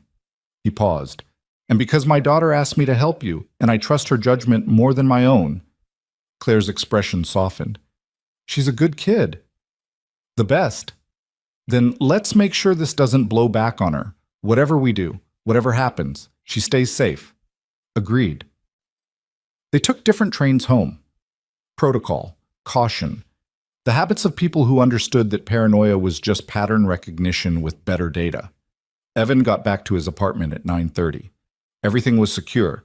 Rachel had texted that Mia was asleep, had eaten her vegetables without complaint, and wanted him to know she'd finished her dragon octopus drawing. He checked on her anyway. Door cracked open. Nightlight casting shadows. His daughter curled under her astronaut blanket, safe and dreaming. Evan stood in the doorway and made a promise. Whatever happened with Ren, whatever danger he'd invited in by helping Claire, whatever lines he might have to cross to make this right, Mia would never know, would never be touched by it, would grow up believing the world was fundamentally good because he'd do whatever it took to keep the darkness away from her door, even if it meant stepping into that darkness himself. His phone buzzed. Message from Claire. Sarah sent names of 2 more women willing to talk. Meeting Friday night. "You in?" Evan typed back, "I'm in." Another message appeared. Different number. Marcus from his old life. "Did some checking on your investigator friend. He's worse than I thought. Be careful." And finally, one more. Unknown number. The same one from this morning. "Last warning. Walk away or face consequences." Evan deleted it, then blocked the number. He was done with warnings. The next morning brought rain again, and with it, the kind of tension that made Evan check his surroundings twice before leaving the building. He dropped Mia at school with an extra-long hug that made her giggle and ask if he was okay, then headed to Midtown with a file folder tucked under his jacket and a growing sense that everything was about to accelerate. Gregory Chen's office occupied the 14th floor of a glass tower on 6th Avenue, sandwiched between a corporate law firm and a hedge fund. The directory listed his business as Chen Associates, Security Consulting, vague enough to mean anything, specific enough to sound legitimate. Evan took the elevator up at exactly 10 a.m. The reception area was sleek and impersonal, gray furniture, abstract art that matched nothing, a desk where a young woman with perfect posture sat typing on a computer that probably cost more than most people's cars. "Can I help you?" She didn't look up. Evan Cole to see Gregory Chen. 10 o'clock appointment. Now she looked up. Surprise flickered across her face, quickly masked. "I don't have you in the schedule." "He's expecting me anyway." She reached for her phone. Evan waited, watching her reflection in the window behind her desk. She was texting someone, not calling. The anxiety in her shoulders told him everything he needed to know. Chen knew he was coming. Had probably known since yesterday's encounter with Windbreaker in the coffee shop. This whole thing was theater. The question was whether Chen would play along or escalate. A door opened. A man emerged. Early 50s, tailored suit, silver hair styled with the kind of precision that suggested vanity and discipline in equal measure. He had the build of someone who'd been military once and worked hard to maintain it. Sharp eyes, assessing posture. Mr. Cole. His voice was smooth, controlled. This is unexpected. I sent word yesterday, through your employee. I employ a lot of people. The one in the Navy, Windbreaker, followed me through Union Square, not very subtle. Chen's expression didn't change, but something shifted in his eyes. Calculation. Recalibration. Why don't you come to my office? We can discuss whatever misunderstanding you think has occurred. No misunderstanding, just facts that need addressing. Chen gestured toward the open door. Evan followed, aware that he was walking into controlled territory but confident enough in his preparation to accept the risk. The office was exactly what he expected. Expensive desk, leather chairs, wall of monitors showing various security feeds, buildings, parking lots, what looked like apartment lobbies. A dozen different surveillance operations running simultaneously. Impressive setup, Evan said. I provide a service, corporate security, risk assessment, protection for clients who value discretion. Is that what you call stalking women? Protection? Chen's jaw tightened. He closed the door, moved to his desk, but didn't sit. You're here about Claire Monroe. I'm here about illegal surveillance, harassment, intimidation, all things I'm sure the licensing board would be interested to discuss. Ms. Monroe has an overactive imagination. My client has legitimate business interests that require monitoring. Your client is Marcus Wren, and monitoring doesn't include breaking into someone's office or sending threatening messages. I don't know what you're talking about. Evan pulled out his phone, showed Chen the photos from yesterday, the sedan, the license plate, Windbreaker's face in perfect focus. Then he opened a document he'd prepared that morning, outlining every instance of surveillance he'd documented in the past 48 hours. This is a preliminary report, Evan said calmly. I have 3 more days of documentation, timestamps, locations, your employees' faces, license plates that trace back to vehicles registered to shell companies you control. Want me to keep going? Chen sat down slowly. His hands were steady, but there was tension in his shoulders now. What do you want? I want you to stop, immediately. No more surveillance, no more threats, no more contact with Claire Monroe or anyone associated with her. And if I don't?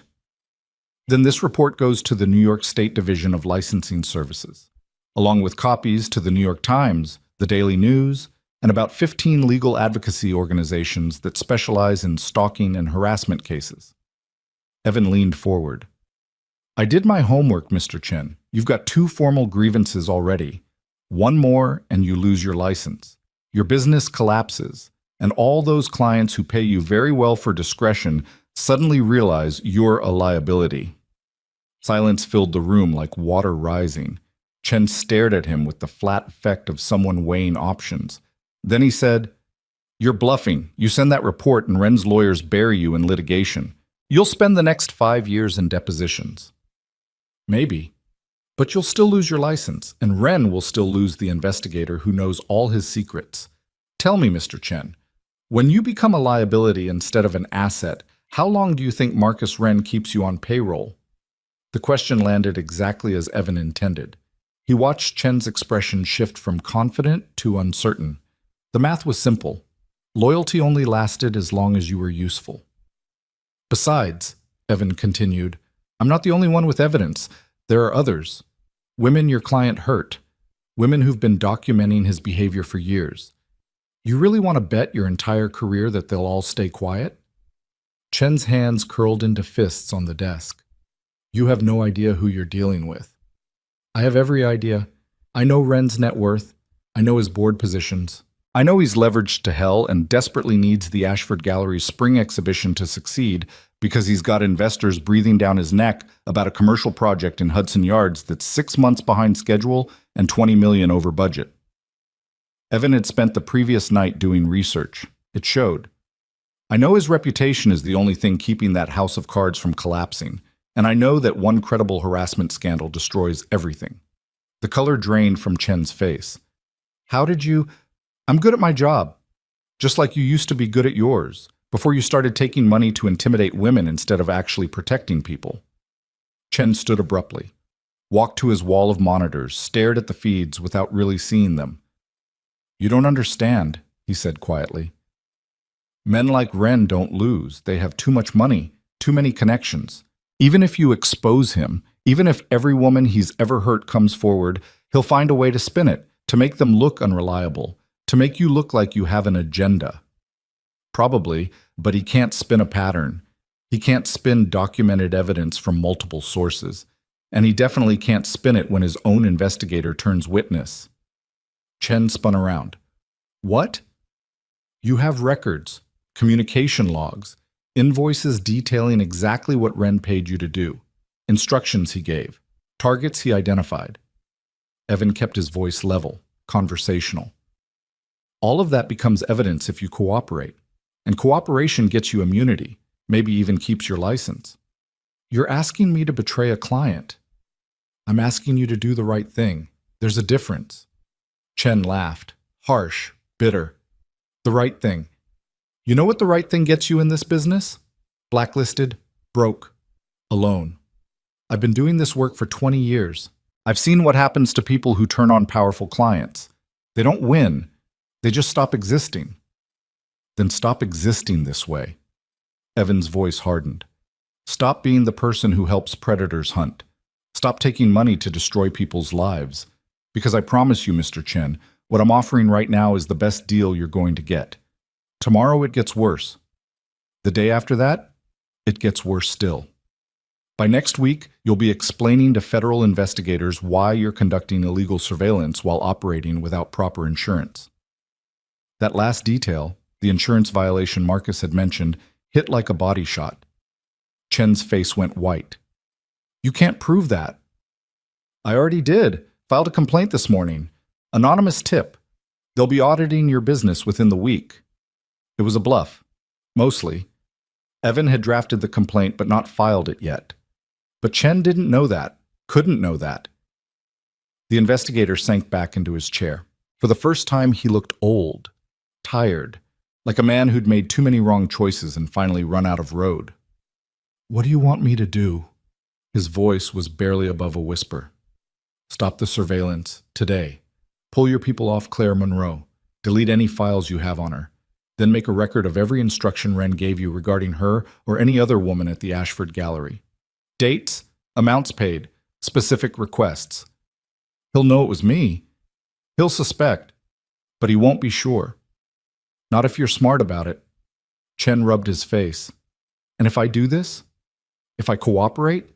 What guarantee do I have that you won't destroy me anyway? None. But you have my word that if you help us stop Ren, I'll do everything I can to keep you out of the wreckage. No promises, just effort. It wasn't much, but it was honest, and sometimes honesty was the only currency that mattered. Chen sat in silence for a long time. Outside his window, the city moved through its routines, people working, living, fighting their own battles. None of them knowing that in this anonymous office, a decision was being made that would ripple outward in ways they'd never see. 48 hours, Chen said finally. Give me 48 hours to pull the surveillance and compile the records. After that, we meet again. You bring a lawyer who can guarantee me immunity. I bring everything I have on Ren. Deal. They didn't shake hands. This wasn't that kind of agreement. This was two men in a gray area making calculations about survival and consequences. Evan stood to leave. At the door, he paused. For what it's worth, Mr. Chen, you could have built a good business doing actual security work, helping people instead of hunting them. It's not too late to remember what that feels like. Chen's laugh was hollow. You really believe that? That people can change? I have to. I have a daughter who believes it about me. He left before Chen could respond. In the elevator, Evan's hand started shaking. Adrenaline dump. The physical aftermath of maintaining control through a high-stakes negotiation. He'd just backed a professional investigator into a corner and convinced him to betray a wealthy client. It had worked, mostly, but the risk had been enormous. If Chen called his bluff about the insurance complaint, if he went straight to Ren with everything Evan had said, if he decided scorched earth was better than cooperation, this whole thing could explode. But Evan didn't think that would happen. He'd seen it in Chen's eyes. The exhaustion, the recognition that the game was ending and he needed to choose which side of history to land on. Outside, the rain had turned to mist. Evan walked 3 blocks before stopping in a coffee shop to call Claire. "How did it go?" She answered on the first ring. "He's going to cooperate. 48 hours to compile records and pull surveillance." "Are you serious?" "Completely. He knows he's exposed. He knows Ren will cut him loose the second he becomes a liability. We gave him a better option." Claire was quiet for a moment. Then, "You sound different, harder." "This is what I used to do, before Mia, before I decided I wanted to be someone she could be proud of." "She is proud of you. Anyone can see that." Evan didn't answer. He wasn't sure that was true. Wasn't sure his daughter would be proud if she knew about the parts of himself he kept locked away. The operator, the tactician, the person who could walk into a room and systematically dismantle someone's defenses until they broke. "Meet me tonight," Claire said. "After you put Mia to bed. We need to talk about Friday, about what we're going to say to the other women Sarah's bringing." "Where?" "My apartment, 8:30. I'll make coffee." "Okay." He hung up, ordered an espresso he didn't drink. Watched people come and go, normal people with normal problems, unaware that somewhere in this city, powerful men were making calculations about how to protect their empires from the truth. His phone buzzed. "Rachel, Mia wants to know if you can bring cupcakes to school tomorrow for sharing day. She volunteered you." "Sorry." Evan smiled despite everything. His daughter, always volunteering him for things, always assuming he'd figure it out. He typed back, "What kind of cupcakes?" "Chocolate with rainbow sprinkles." Obviously. "I'll handle it." He spent the afternoon being a normal father. He went to the grocery store, bought cake mix and frosting and rainbow sprinkles that would get everywhere, picked up Mia from school and listened to her explain the complex social dynamics of second-grade lunch tables, made dinner, helped with homework. At bedtime, Mia asked him to tell another story. "About the person who was scared but brave?" she asked. "Different story tonight. About someone who had to make a hard choice." "What kind of choice?" Evan thought about Chen, about the moment when you decide whether to keep serving power or start serving justice. They had to choose between doing what was easy and doing what was right. The easy thing would protect them, keep them safe, let them keep living the life they knew. The right thing would be hard and scary and might cost them everything. What did they choose? Mia's eyes were already closing. They chose the right thing, because sometimes that's all you can do. Did it work out okay? "I don't know yet, Bug. The story's still happening." She fell asleep mid-sentence, the way kids do. Evan stayed longer than necessary, watching her breathe, memorizing the peaceful expression on her face. At 8:15, Rachel came over to sit with Mia while she slept. She took one look at Evan and frowned. "You look exhausted." "Long day." "This thing with Claire, is it serious?" "Potentially." "Are you being careful?" "As careful as I can be." Rachel studied him with the same penetrating attention Mia had inherited. "You know you can walk away, right? Whatever this is, you don't owe her anything." "I know. But you're not going to." "No." She sighed. "Just promise me you'll come back in one piece. Mia needs you, and so do I, actually. You're the only family I've got who doesn't ask me about when I'm getting married." Evan hugged her. "I'll be careful." Liar, but okay. He walked to Claire's apartment at 8:30 exactly. She answered wearing jeans and a sweater that had paint stains on the sleeves. Her hair was down. She looked younger, more vulnerable. "Come in. I made coffee like I promised, and I may have stress-baked cookies." The apartment smelled like sugar and vanilla. Claire had cleared her kitchen table, the same place they'd worked 2 nights ago, and laid out a legal pad covered in notes. "I've been thinking about Friday," she said, handing him coffee. "About what we need from these women. What they need from us. They need to know it's safe. that they won't be exposed or retaliated against. Right. But how do we guarantee that? Wren has lawyers, resources. If even one of them goes public before we're ready, he'll know we're building a case. He'll shut it down. Evan sat at the table. Then we don't go public, not yet. We build the case completely, documented evidence, witness statements, Chen's records, and then we go to Wren directly. And say what? We give him a choice. Resign from all his board positions, dissolve his financial interest in the gallery, issue a public statement citing health reasons or whatever face-saving excuse his ego needs. And in exchange, we don't release everything we have. Claire frowned. That sounds like letting him off easy. It's pragmatic. A public trial means years of litigation. These women get dragged through depositions. Their lives get dissected. And there's no guarantee we win. Evan kept his voice gentle. This way, Wren loses his power, loses his platform. The women get justice without having to relive their trauma in court, and we avoid the risk that his lawyers find a way to bury everything. But he doesn't go to jail, doesn't face real consequences. No, but he loses everything that matters to him: status, influence, reputation. For a man like Wren, that might be worse than jail. Claire picked at her cookie. I hate that you're right. So do I. They worked through the details. What questions to ask on Friday, how to document the conversations, what legal protections they could offer.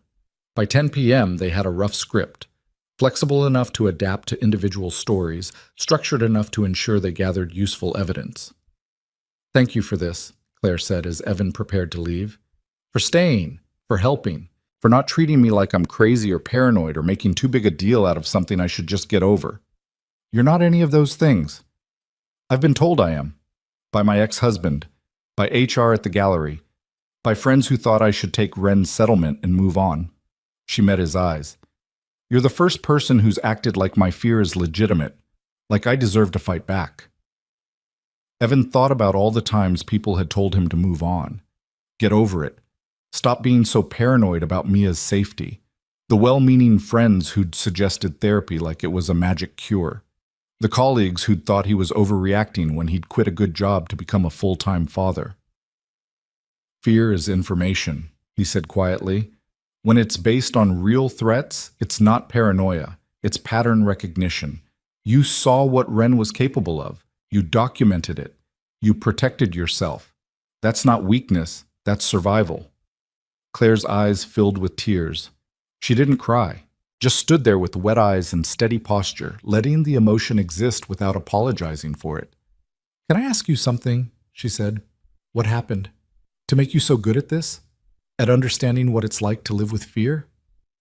Evan could have deflected, should have deflected, but something about the rawness of the moment made him honest. Mia's mother didn't die in the line of duty, he said. I told you that because it's easier than the truth. She left when Mia was 6 months old. Just walked out one day and never came back. Said she couldn't do it, couldn't be a mother, couldn't be with someone whose job made her afraid every time he left the house. Claire didn't interrupt, didn't offer platitudes.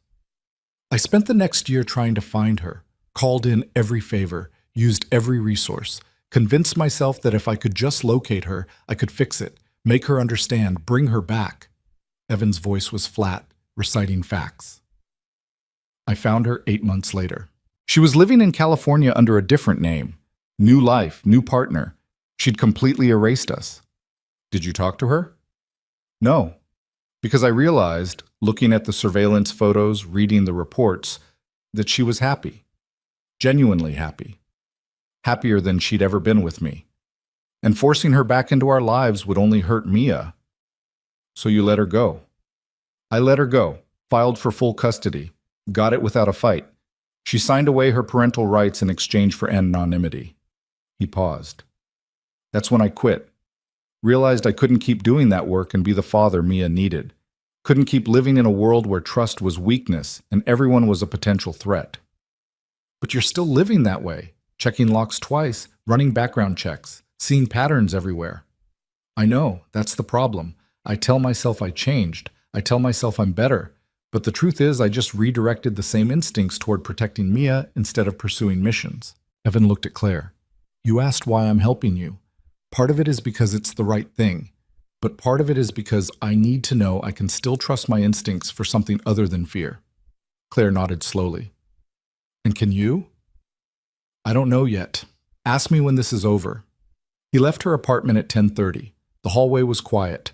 His apartment was 3 doors away. Safe. Familiar. The place where he'd built a life that protected his daughter from ever knowing the darker edges of the world. But as he unlocked his door and stepped inside, Evan realized something had shifted. For 3 years, he'd maintained perfect separation. Work life and home life. Operator and father. The person he'd been and the person he wanted to be. Now those walls were crumbling. Claire knew his real history. Mia was asking questions about his work. The skills he'd tried to bury were resurfacing, not because he wanted them to, but because someone needed them. Maybe that was okay. Maybe being a good father didn't mean hiding every sharp edge. Maybe it meant showing Mia that protection could look like investigation, that standing up for people who couldn't stand up for themselves was worth the risk. Or maybe he was just rationalizing the fact that he'd gotten himself tangled in someone else's war and was too stubborn to extract. His phone buzzed. Claire, thank you for telling me the truth about Mia's mother. That was brave. He didn't know how to respond to that. Didn't feel brave, just tired. Another message appeared, different number. Marcus from his old life. Chen reached out through back channels. Says you scared him into cooperating. Nice work. But watch your back. Ren knows something's happening. Then one more. Unknown number, not the same one from before. New threat, new angle. Your daughter is very talented. Saw her drawing in the school hallway, the one about dragons and octopuses. Impressive for a 7-year-old. Evan's blood went cold. They'd been to Mia's school, had seen her artwork, were letting him know they could reach her. The message continued. Be a shame if something disrupted her routine. Kids that age need stability. Wouldn't want her to get scared, or confused, or hurt. Rage and fear hit him simultaneously. Every protective instinct he'd honed over 3 years erupted into a single, crystalline certainty. Whoever sent this had just crossed a line there was no coming back from. He called Claire. She answered immediately. They threatened Mia. Silence. Then, what? He read her the message, heard her sharp intake of breath. Oh my God. Evan, we have to stop. We have to. No. His voice was steel. We escalate. Right now. Tonight. But if they're threatening, that's exactly why we escalate. Because threatening my daughter means they're desperate. It means we're close to something that scares them. And it means I'm done playing by rules they've already broken. He could hear Claire's breathing on the other end, fast, panicked. What are you going to do? She whispered. Something I should have done from the beginning. I'm going to make sure Marcus Wren understands exactly what happens when you threaten my family. Evan, please, stay in your apartment. Lock the door. Don't open it for anyone except me. I'll be back in 2 hours. He hung up before she could argue. Then Evan Cole, who'd spent 3 years being a careful father and a cautious consultant, made a series of calls to people he'd sworn never to contact again. People who operated in the spaces between legal and necessary. People who understood that some problems required solutions that didn't appear in any manual. The first call was to Marcus. I need everything you have on Wren, financial records, property holdings, anything that shows criminal exposure. When? Yesterday. That kind of deep dive takes time. You have 4 hours. Marcus was quiet for a beat. Then, what happened? They threatened my daughter. They went to her school. Another pause, longer this time. When Marcus spoke again, his voice had changed, hardened. I'll have it in 3 hours. And Evan, whatever you're planning, make it count. The second call was to a contact who specialized in digital security. I need a complete audit of Marcus Wren's communication network. Email, text, phone records, everything from the past 6 months. That's illegal without a warrant. I'm aware. Can you do it? How much are you paying? Whatever it costs. Give me his phone number. I'll call you back in 90 minutes. The third call was to Chen. The investigator answered warily. Change of plans, Evan said. I don't have 48 hours. I need everything you have on Wren by tomorrow morning. 6 a.m., non-negotiable. That's impossible. I need time to... Someone just threatened my 7-year-old daughter, mentioned her by name, described her artwork at school. So here's what's going to happen. You're going to compile every record, every email, every instruction Ren gave you. You're going to document every woman he's targeted. And you're going to have it ready by 6 a.m. tomorrow, or I'm going to make sure every client you've ever had knows you're cooperating with an investigation into illegal surveillance. You can't. I absolutely can. 6 a.m. Don't make me ask twice. He hung up. Then Evan did something he hadn't done in 3 years. He went to his bedroom closet, moved the hanging clothes aside, felt for the hidden panel in the back wall, pressed the release. The panel swung open, revealing a small safe.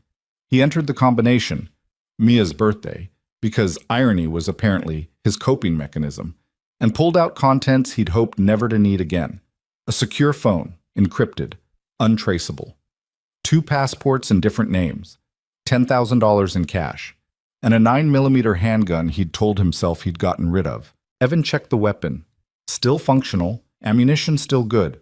Muscle memory kicked in, the weight, the balance, the cold certainty of holding something designed for a single purpose. He didn't want this. Didn't want to be the person who reached for a gun when problems escalated. Didn't want his daughter growing up with a father who solved conflicts with violence. But he also wasn't going to let anyone hurt Mia. Wasn't going to stand by while powerful men thought they could threaten children to maintain their empires. So he would become what he needed to become. Do what needed to be done. And live with the consequences. His phone rang. The digital security contact. I've got preliminary access to Ren's email server. You were right. He's sloppy. Uses the same password for everything. I'm pulling archives now. How long? Full download. 2 hours, but I can tell you right now there's something interesting in his sent folder from 3 hours ago. What? Email to someone named Vincent Moretti. Subject line. Problem needs immediate attention. Body text. The father is becoming an issue. Use standard protocols. Make it clear but untraceable. Evan's grip on the phone tightened. Standard protocols, what does that mean? Context suggests intimidation, threats. Based on the timestamp, this was sent right before someone messaged you about your daughter. So Ren had given the order directly. Had instructed someone, this Moretti, to threaten Mia. To make Evan back off. Send me everything you find, Evan said, especially anything involving Moretti. Will do, and Evan, be careful. Moretti's name popped up in some dark corners. He's connected to people who don't make threats they won't follow through on. The call ended. Evan sat in his apartment with a gun on the table and rage in his chest and the terrible clarity that came from having every calculation simplified to a single variable. Protect Mia at all costs. His phone buzzed. Rachel. Everything okay? You've been gone a while and Mia woke up asking for you. He typed back. On my way. 5 minutes. He locked the gun back in the safe, hid the other items, made himself presentable, then walked back to his apartment where his sister sat on the couch reading a nursing journal and his daughter slept peacefully in her bed. Sorry, he said quietly. Work thing ran long. Rachel studied his face. You sure you're okay? Fine. Just tired. You're lying, but okay. She gathered her things. Mia's good. She woke up once but went right back down. Oh, and she wants to know if Claire can help her make invitations for her birthday party. Apparently she needs artistic guidance. Evan managed a smile. I'll ask her. After Rachel left, he checked on Mia one more time. She was curled around her stuffed astronaut, breathing deeply, completely unaware that anyone had threatened her. Unaware that her father was planning things that would probably give her nightmares if she ever found out. He kissed her forehead, whispered a promise he intended to keep. No one hurts you, ever. I'll make sure of it. Then Evan went to his living room and spent the next 3 hours coordinating with people who existed in the gray spaces. Marcus sent financial records showing Ren was leveraged beyond reason. Loans from questionable sources, offshore accounts, the kind of financial house of cards that collapsed spectacularly when investigated. The digital contact sent emails documenting years of harassment, threats, and payments to make problems disappear. And at 2 a.m., Chen sent an encrypted file containing every investigation he'd conducted for Ren over the past 5 years. 13 women, 13 separate harassment campaigns, 13 lives disrupted because they dared to say no to a powerful man. The evidence was overwhelming, damning, enough to destroy Wren completely if deployed correctly, but it needed to be perfect. Because Evan wasn't just protecting Claire anymore. He was protecting his daughter, and that meant ensuring Wren and everyone associated with him understood that certain lines, once crossed, had permanent consequences. At 3 a.m., Evan assembled everything into a single file. Documentation, timeline, witness statements, financial records, email archives, Chen's investigations. Then he drafted an email, short, direct, devastating. Mr. Wren, by now you're aware that your intimidation tactics have failed. What you may not be aware of is the extent to which your activities have been documented. Attached is a preliminary summary. You have 48 hours to resign from all board positions, divest from the Ashford Gallery, and issue a public statement citing personal reasons. In exchange, this information remains private. If you refuse, if you retaliate, or if anyone associated with you approaches my daughter again, everything I have compiled will be released to federal prosecutors, the SEC, the IRS, and every major media outlet in New York. Your empire is built on secrecy and intimidation. I'm offering you one chance to dismantle it voluntarily. Choose wisely. Ishwarma E. Cole. He scheduled the email to send at 8 a.m., gave himself time to reconsider, to back out if he woke up and decided this was too far. But Evan knew he wouldn't back out. Couldn't. Not when his daughter's safety was at stake. At 4 a.m., exhaustion finally caught up. He lay down on his couch, the same couch where Mia had slept a few hours ago, and closed his eyes. For the first time in days, he didn't check the windows twice, didn't scan for threats, didn't listen for footsteps in the hallway, because the threat was already identified. The plan was already in motion, and by tomorrow morning, Marcus Wren would understand that threatening Evan Cole's family was the last mistake he'd ever make. Morning arrived with the kind of quiet that preceded storms. Evan woke at 5:30, his body trained to rise before dawn even when his mind had barely rested. The email was set to send in 2.5 hours. There was still time to stop it, to choose a different path, to step back from the edge he was about to leap over. He made coffee instead. Strong and black, the ritual grounding him in the present moment.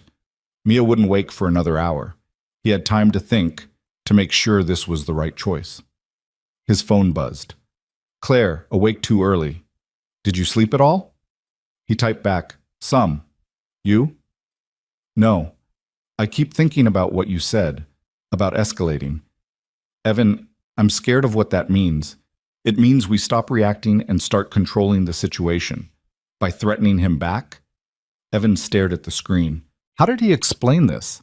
That sometimes the only way to protect people was to become the thing they feared more than their current oppressor? That justice and safety weren't always compatible? That he was willing to cross lines she might never forgive him for?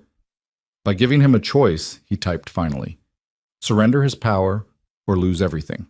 That's not a threat. It's consequences. 3 dots appeared, disappeared, appeared again. Then, when did you become this person? The one who knows exactly how to dismantle someone? I never stopped being this person. I just tried to pretend I had. No response. Evan set the phone down and checked the scheduled email one more time. Read through the attached documentation. Verified every link, every piece of evidence, every photograph and financial record. It was airtight, devastating. The kind of ammunition that ended careers and launched investigations and destroyed reputations beyond repair. His phone rang. Not Claire. Chen. It's not even 6 a.m., Evan said. I know, I couldn't sleep. That file I sent you, did you look at it? Every page. Then you saw the Moretti emails, the ones about enforcement protocols. Chen's voice was strained. Evan, you need to understand what you're dealing with. Vincent Moretti isn't just muscle. He's connected. The kind of connected that makes people disappear when they become inconvenient. I'm aware. Are you? Because threatening Wren means threatening Moretti. And Moretti doesn't back down. He escalates. Violently. Evan poured himself more coffee. Then I'll have to be more convincing than he is violent. That's not how this works. You can't out-intimidate someone whose entire business model is intimidation. You'll just... Chen stopped. Started again. Look, I'm trying to help you. I've seen what happens to people who go after Ren's operation. They don't win. They just stop being a problem. Thanks for the concern. The file you sent, is it complete? Everything you have? Everything relevant, but there's more if you know where to look. Meaning, Chen hesitated. Meaning Ren keeps a private server, separate from his business accounts. I only accessed it once, 2 years ago, when he asked me to retrieve some deleted emails. What I saw, he trailed off. It's not just harassment. There are financial crimes, fraud, money laundering, things that would interest federal prosecutors. Can you access it again? Not without him knowing. The security's upgraded since then, but if you could get physical access to his office, there's a backup drive.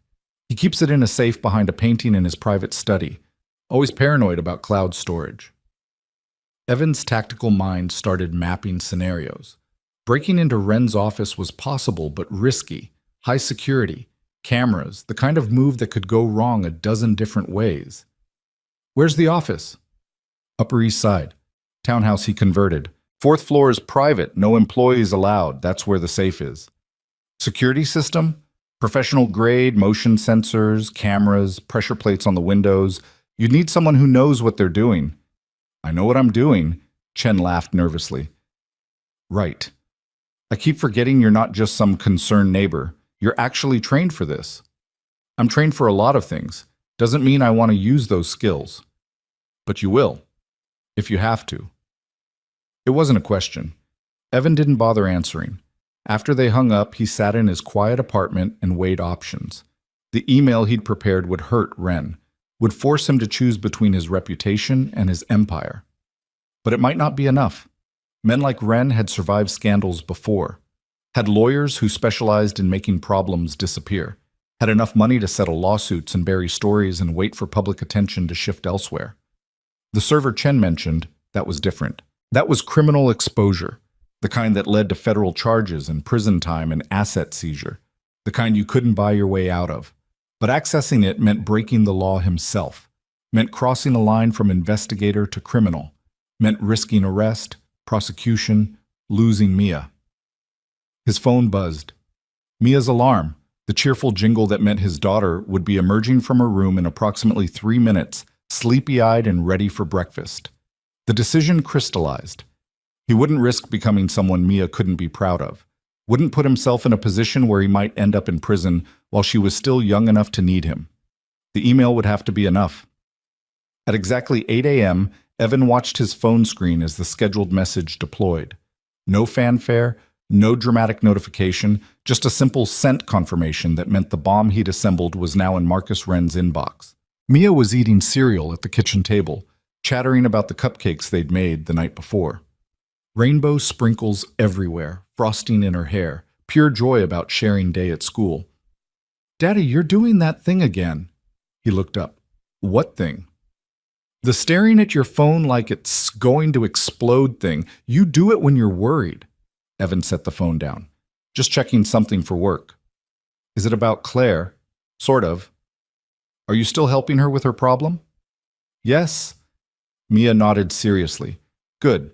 She needs someone like you, someone who doesn't give up." The faith in her voice nearly broke him. His daughter believed he was a hero, believed he could fix things through determination and courage. She had no idea that half the time he was making it up as he went, hoping the skills he'd acquired in darker contexts could somehow translate to doing good. "Finish your cereal, Bug. We need to leave in 10 minutes. At school drop-off, Evan walked Mia all the way to her classroom instead of leaving her at the entrance. Scanned faces, looked for anyone who didn't belong. The threat from yesterday, mentioning her artwork, her routine, had activated every protective protocol he'd ever learned. Mia's teacher, Ms. Chen, smiled as they approached. "Mr. Cole, and Mia with cupcakes. The class is going to love these." "Rainbow sprinkles," Mia announced proudly. "We made them last night." "I can see that. You've got some in your hair." Mia giggled. Evan felt his chest tighten watching her. This fearless, joyful person who trusted the world implicitly because he'd worked so hard to shield her from its sharper edges. "Ms. Chen," he said quietly, "has anyone unusual been around the school? Anyone asking about students or trying to access the building?" The teacher's smile faded slightly. "Something wrong?" "Just being cautious. There was an incident, nothing specific, just want to make sure security is tight. We have protocols, sign-in sheets, ID checks. No one gets past the front desk without authorization." She studied him. "Should I be worried?" "No, but if anyone asks about Mia specifically, anyone you don't recognize, I want to know immediately." "Of course." Her tone had shifted to professional concern. "We take student safety very seriously." Evan thanked her and kissed Mia goodbye. His daughter ran off to distribute cupcakes, already surrounded by friends, completely absorbed in 7-year-old social dynamics. Outside the school, Evan stood on the sidewalk and did a careful 360 scan, looking for watchers, for the sedan with tinted windows, for any sign that Moretti's people were still conducting surveillance. Nothing obvious. But that didn't mean they weren't there. His phone rang. Number he didn't recognize. "Yes?" "Mr. Cole." The voice was smooth, cultured, with the kind of controlled fury that came from decades of getting exactly what you wanted. "I received your email." Marcus Wren. Evan's pulse quickened, but he kept his voice level. "Then you understand the situation." "I understand that you're making threats based on fabricated evidence and delusional conspiracy theories." Each word was precisely enunciated, controlled. "I also understand that you've involved yourself in matters that don't concern you. Claire Monroe concerns me. The 13 other women you've harassed concern me. My daughter, who your associate threatened yesterday, definitely concerns me."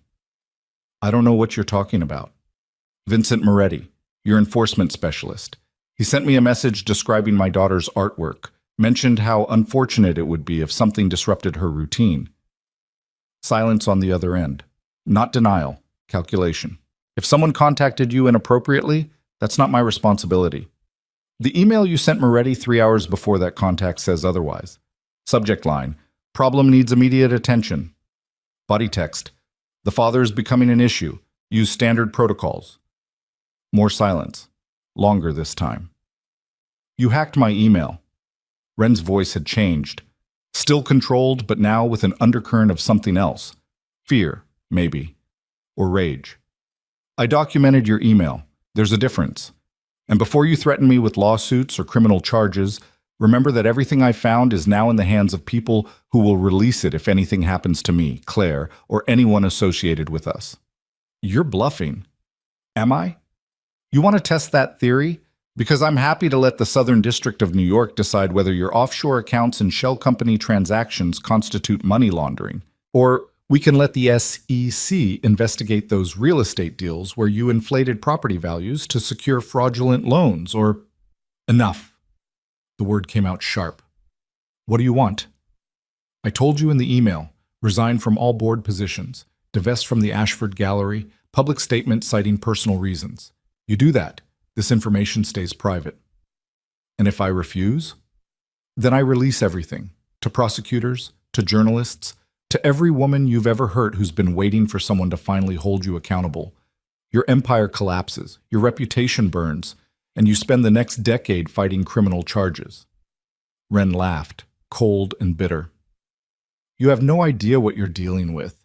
The people I know, the resources I have. You think some dossier scares me? I've survived worse. I'll survive this." "Maybe, but you won't survive it intact. And you definitely won't survive it with your freedom." Evan started walking, putting distance between himself and the school. "Here's what's going to happen.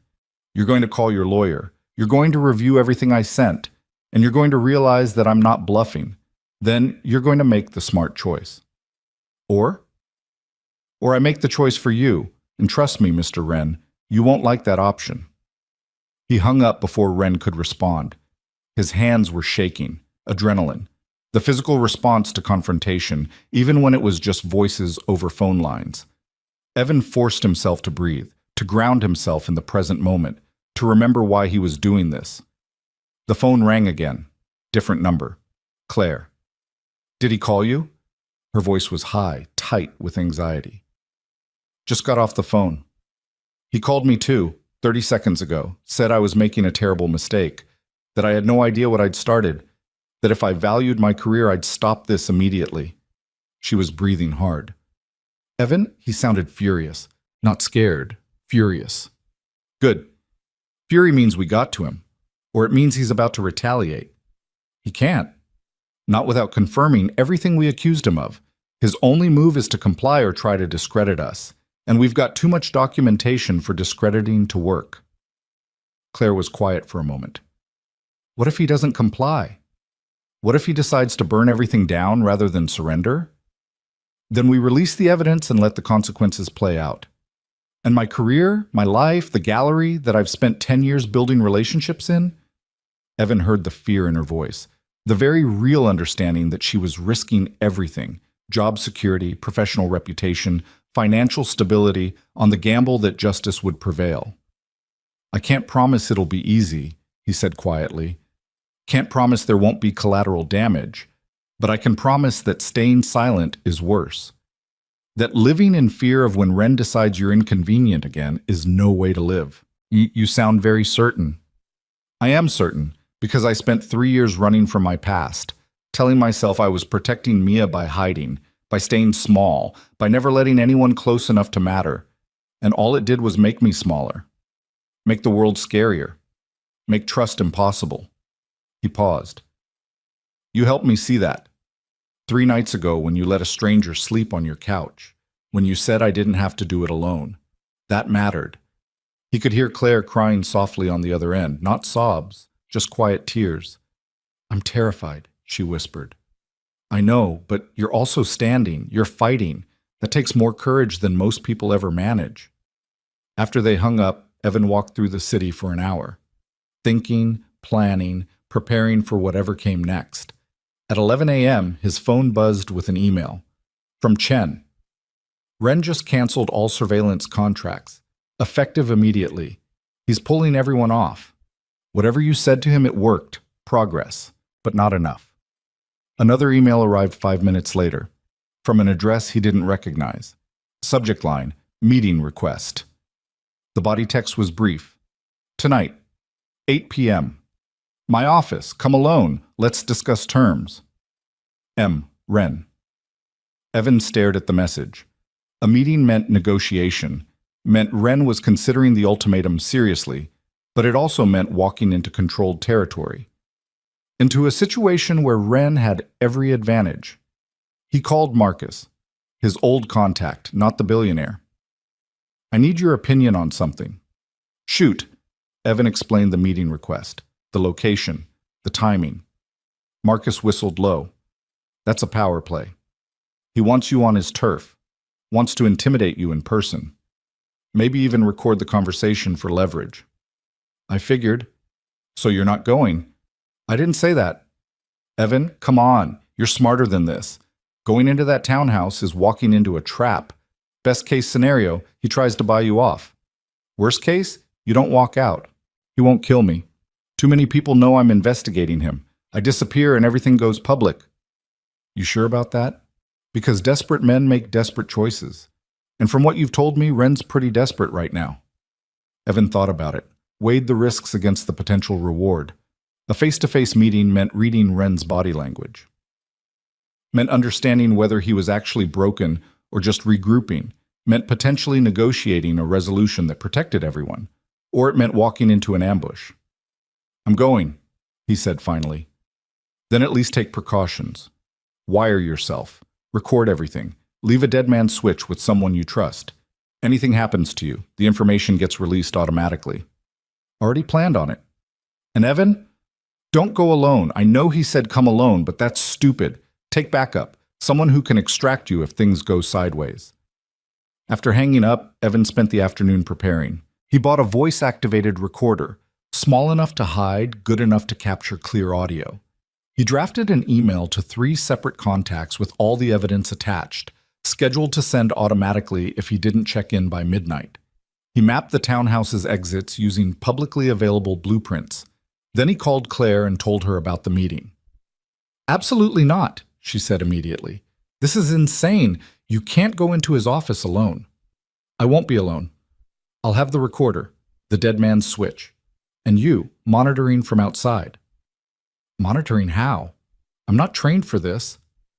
You don't need to be. Just park across the street. Keep your phone on. If I text you a specific word, extraction, you call 911 immediately and report a disturbance at that address. What if he hurts you before you can text? He won't. Hurting me in his own office creates evidence. He's smarter than that. Claire was quiet. Then, I hate this. Hate that we've reached the point where you're walking into potential danger. This was supposed to be about documentation and legal pressure, not physical confrontation. It still is about documentation. This meeting is just one more piece of evidence. Ren trying to negotiate means he knows he's exposed, means he's looking for a way out. That's progress. Or it's a trap. Maybe, but we won't know unless I go. At 6 p.m., Evan made dinner for Mia, grilled cheese and tomato soup, her comfort food. They ate together while she told him about sharing day and how everyone loved the cupcakes and how Emma wanted to know if they could make more for her birthday. Of course, Bug, we'll make as many cupcakes as you want. Even 100? Even 100, though we might need a bigger kitchen. Mia laughed. Then her expression turned serious. Daddy, are you going somewhere tonight? I have a meeting, for work. Aunt Rachel's coming to stay with you. Is it a scary meeting? Evan set down his spoon, looked at his daughter's face, open, trusting, worried in the way kids worry when they sense their parents are stressed. It's an important meeting, not scary, just important. Are you going to fix the problem? The one with Claire? I'm going to try. You'll be careful, right? Always. Promise? He crossed his heart. Promise, Bug. Rachel arrived at 7. She took one look at Evan and frowned. Whatever you're about to do, don't. It's just a meeting. With who? A client. You're lying. You get this look when you're lying. Your jaw tightens. Evan consciously relaxed his jaw. I'm fine. Just need you to watch Mia for a couple hours. And if you don't come back, I'll come back. Rachel grabbed his arm. Evan, I'm serious. You've been different the past few days. Harder. Like you're gearing up for something. Whatever this is about, that woman, Claire, or your work, or whatever, it's not worth dying over. I'm not going to die. Promise me. Actually promise me. Not the way you promise Mia when you're trying to make her feel better. He met his sister's eyes, saw the genuine fear there, the understanding that he was walking toward something dangerous and maybe not coming back the same. I promise I'll do everything I can to come home safe. It was the most honest answer he could give. At 7:45, Evan left his building. The recorder was in his jacket pocket. The dead man's switch was armed. Claire was already in position across from Ren's townhouse, her car parked with a clear view of the entrance. The townhouse was exactly what he expected, 5 stories of renovated elegance on East 76th Street. Expensive, ostentatious, the kind of building that announced wealth without having to say anything. Evan pressed the intercom. A voice answered immediately. Mr. Cole, 4th floor, doors open. No greeting, no small talk, just instructions. He entered. The lobby was marble and brass and the kind of silence that came from thick walls and thicker money. An elevator stood open. He took it to the 4th floor, noting the security camera in the corner. Everything being recorded, everything documented. The elevator opened directly into a private office. No hallway, no reception area, just immediate access to Marcus Ren's inner sanctum. The man himself stood by a window, silhouetted against the city lights. Tall, late 50s, perfectly tailored suit, the posture of someone who'd spent decades being the most powerful person in any room. Mr. Cole, thank you for coming. Let's skip the pleasantries. You wanted to discuss terms. Ren turned. His face was composed, but Evan could see the tension around his eyes, the slight tightness in his jaw. He was rattled, trying hard not to show it. Please, sit. Ren gestured to a chair facing his desk. Evan remained standing. I'm fine here. Suit yourself. Ren moved to his desk, sat, steepled his fingers in a gesture that probably looked commanding in board meetings. I've reviewed your evidence. It's quite comprehensive. It's thorough. It's also largely circumstantial. Email correspondence, financial records taken out of context, statements from disgruntled former employees. 13 women, similar patterns, documented harassment. That's not circumstantial. That's systematic. Wren smiled thinly. Your former intelligence, yes? You understand how narratives work, how facts can be arranged to support any story. What you've assembled is compelling, I'll grant you that, but it's not proof of criminal activity. The Southern District might disagree. The Southern District won't pursue a case based on stolen emails and the testimony of women who signed legally binding non-disclosure agreements. Wren leaned back. You're smart, Mr. Cole, but you're not a lawyer. You don't understand the realities of how these cases actually play out. Evan felt the recorder in his pocket, felt the weight of everything riding on this conversation. Maybe you're right, he said carefully. Maybe the criminal case is weak, but the reputational damage isn't. The moment this goes public, and it will go public if we don't reach an agreement, your career's over. Every board you sit on will ask you to resign. Every institution you're associated with will distance themselves. Your name becomes toxic. And you think that matters to me? I think it's the only thing that matters to you, because money you can rebuild, property you can acquire, but reputation. Once that's destroyed, it's gone. You become Marcus Wren, the predator, the man who harassed women and thought his wealth made him untouchable. That's your legacy. For the first time, something flickered in Wren's expression. Not fear, not anger, something closer to recognition. You're good at this, he said quietly. Understanding what people value, finding their pressure points. That's a useful skill. It's the skill that brought me here. Wren stood, walked to a cabinet, poured himself a drink, amber liquid, expensive crystal. Didn't offer Evan any. Here's what I'm willing to do, he said, turning back. I resign from the Ashford board, quietly. Cite personal commitments. The gallery retains my financial support because cutting that off would raise questions. Miss Monroe continues in her position. No retaliation, no contact. We both walk away. And the other women? What other women? The 13 you've harassed over the years, the ones whose careers you destroyed. What about them? Wren's expression hardened. They were compensated, generously. They signed agreements. As far as I'm concerned, those matters are settled. Settled. You think buying silence is the same as justice? I think business transactions are business transactions. Everyone got what they wanted. Evan felt rage building in his chest. The casual dismissal. The complete absence of remorse. This man had hurt people systematically, deliberately, and genuinely believed he'd done nothing wrong. I want full resignations, Evan said, from every board, every committee, every cultural institution you've infiltrated. I want you out of positions where you have power over people's careers. That's unreasonable. It's non-negotiable. Wren's eyes narrowed. You're not in a position to make demands. Actually, I am, because in about... Evan checked his watch. 90 minutes. My dead man's switch activates if I don't check in. Everything I have gets sent to prosecutors, to journalists, to victims' advocacy groups. Your choice is whether you walk away with dignity or get dragged out in handcuffs. You're bluffing. Am I? You want to gamble your entire life on that assumption? They stood facing each other across the expensive office. Two men playing chess with evidence and threats, and the future of women neither of them had met. Finally, Wren spoke. You're self-righteous, convinced you're the hero in this story, but you're just another person willing to break rules when it suits you. You illegally accessed my email, threatened me, extorted compliance. How are you any better than what you're accusing me of being? The question landed harder than Evan expected, because there was truth in it. He had broken laws, had used skills acquired in morally ambiguous contexts, had become exactly the kind of person he'd tried to stop being when Mia was born.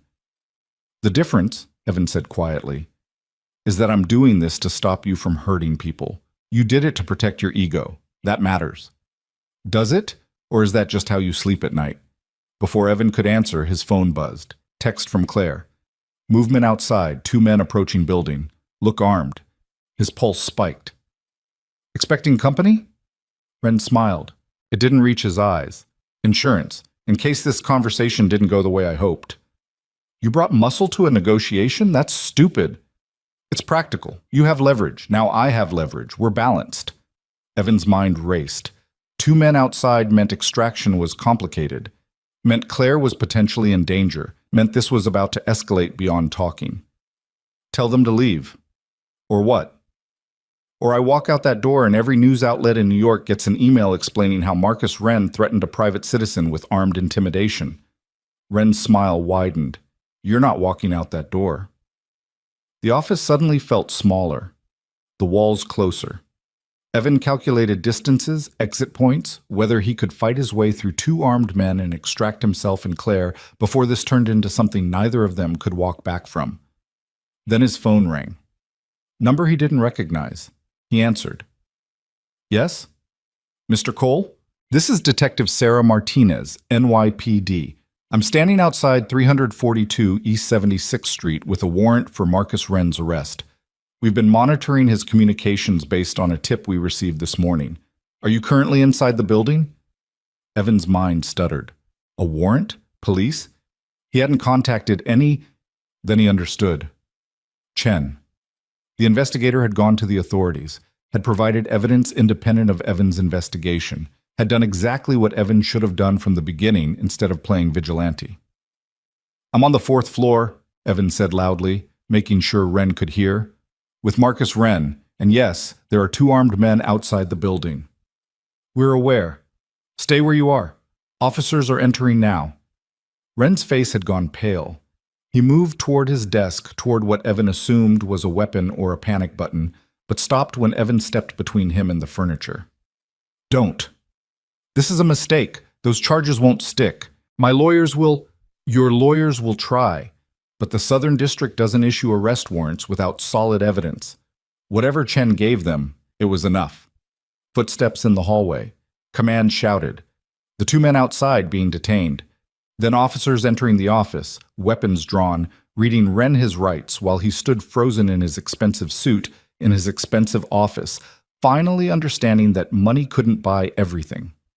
Evan stepped aside. Let them work. Felt the adrenaline slowly draining, leaving exhaustion in its wake.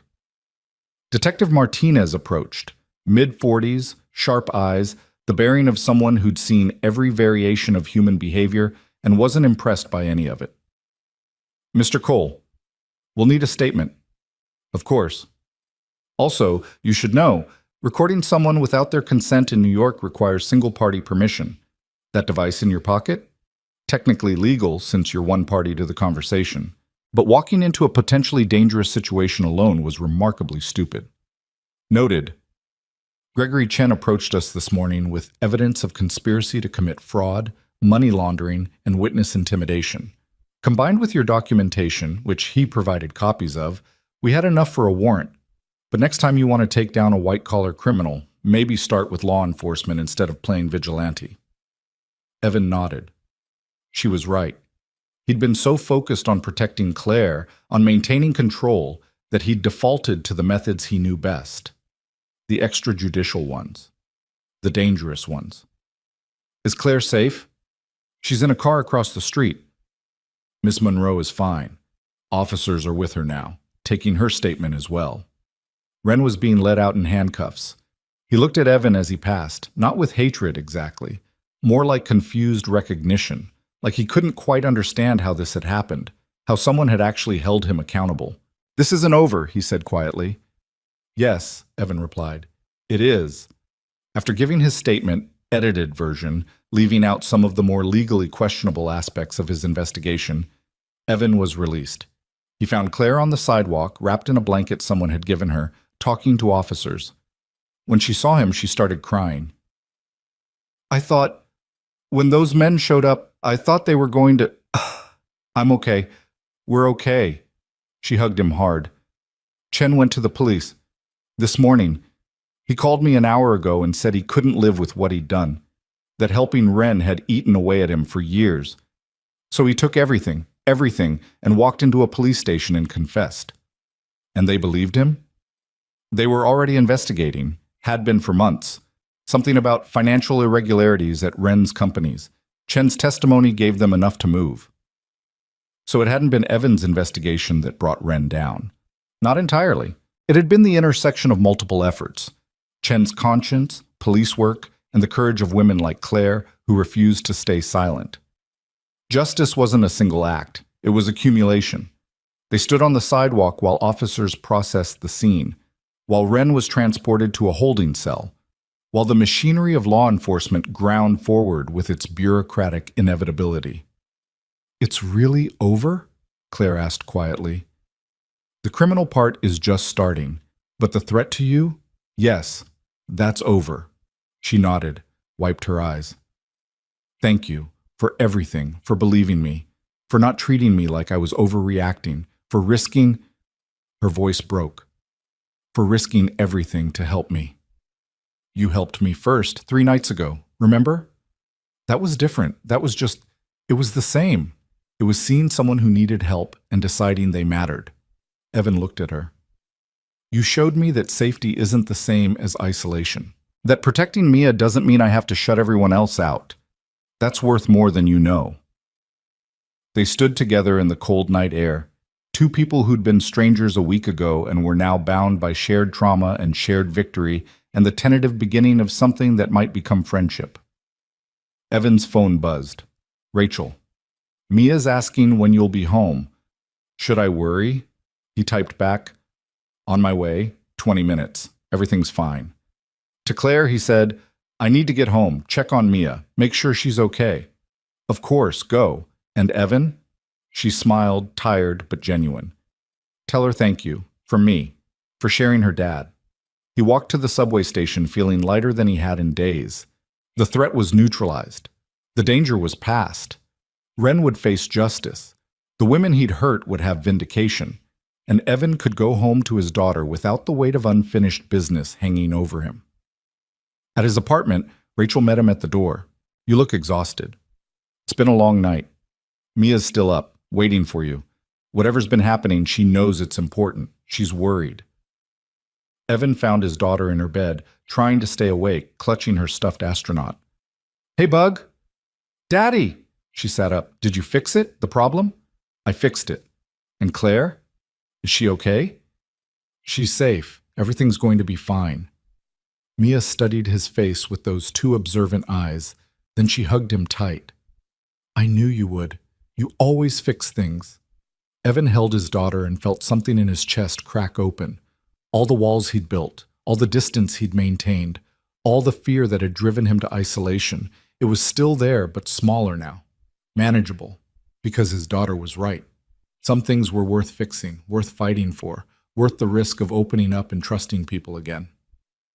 "Get some sleep, Bug." "Will you stay? Just for a minute?" "As long as you want." He sat on the edge of her bed while she drifted off, watched her breathing even out, felt the weight of the past week settling into something he could carry. His phone buzzed one final time. Message from Sarah Chen, the woman who'd started this chain of events by agreeing to talk. Detective Martinez called, said Ren was arrested. "Thank you for not letting us stay silent, for making it safe to speak. You saved more than just Claire, you saved all of us." Evan read the message twice, then saved it. Proof that sometimes, not always, not easily, but sometimes, standing up against powerful people actually worked. Tomorrow would bring complications, legal proceedings, depositions, the slow grind of justice. But tonight, in this moment, Evan sat in his daughter's room and let himself feel something he hadn't felt in years. Hope. That people could change. That safety and connection weren't mutually exclusive. That his daughter's faith in him wasn't misplaced. That maybe, just maybe, he didn't have to be sad all the time. The following morning brought unexpected normalcy.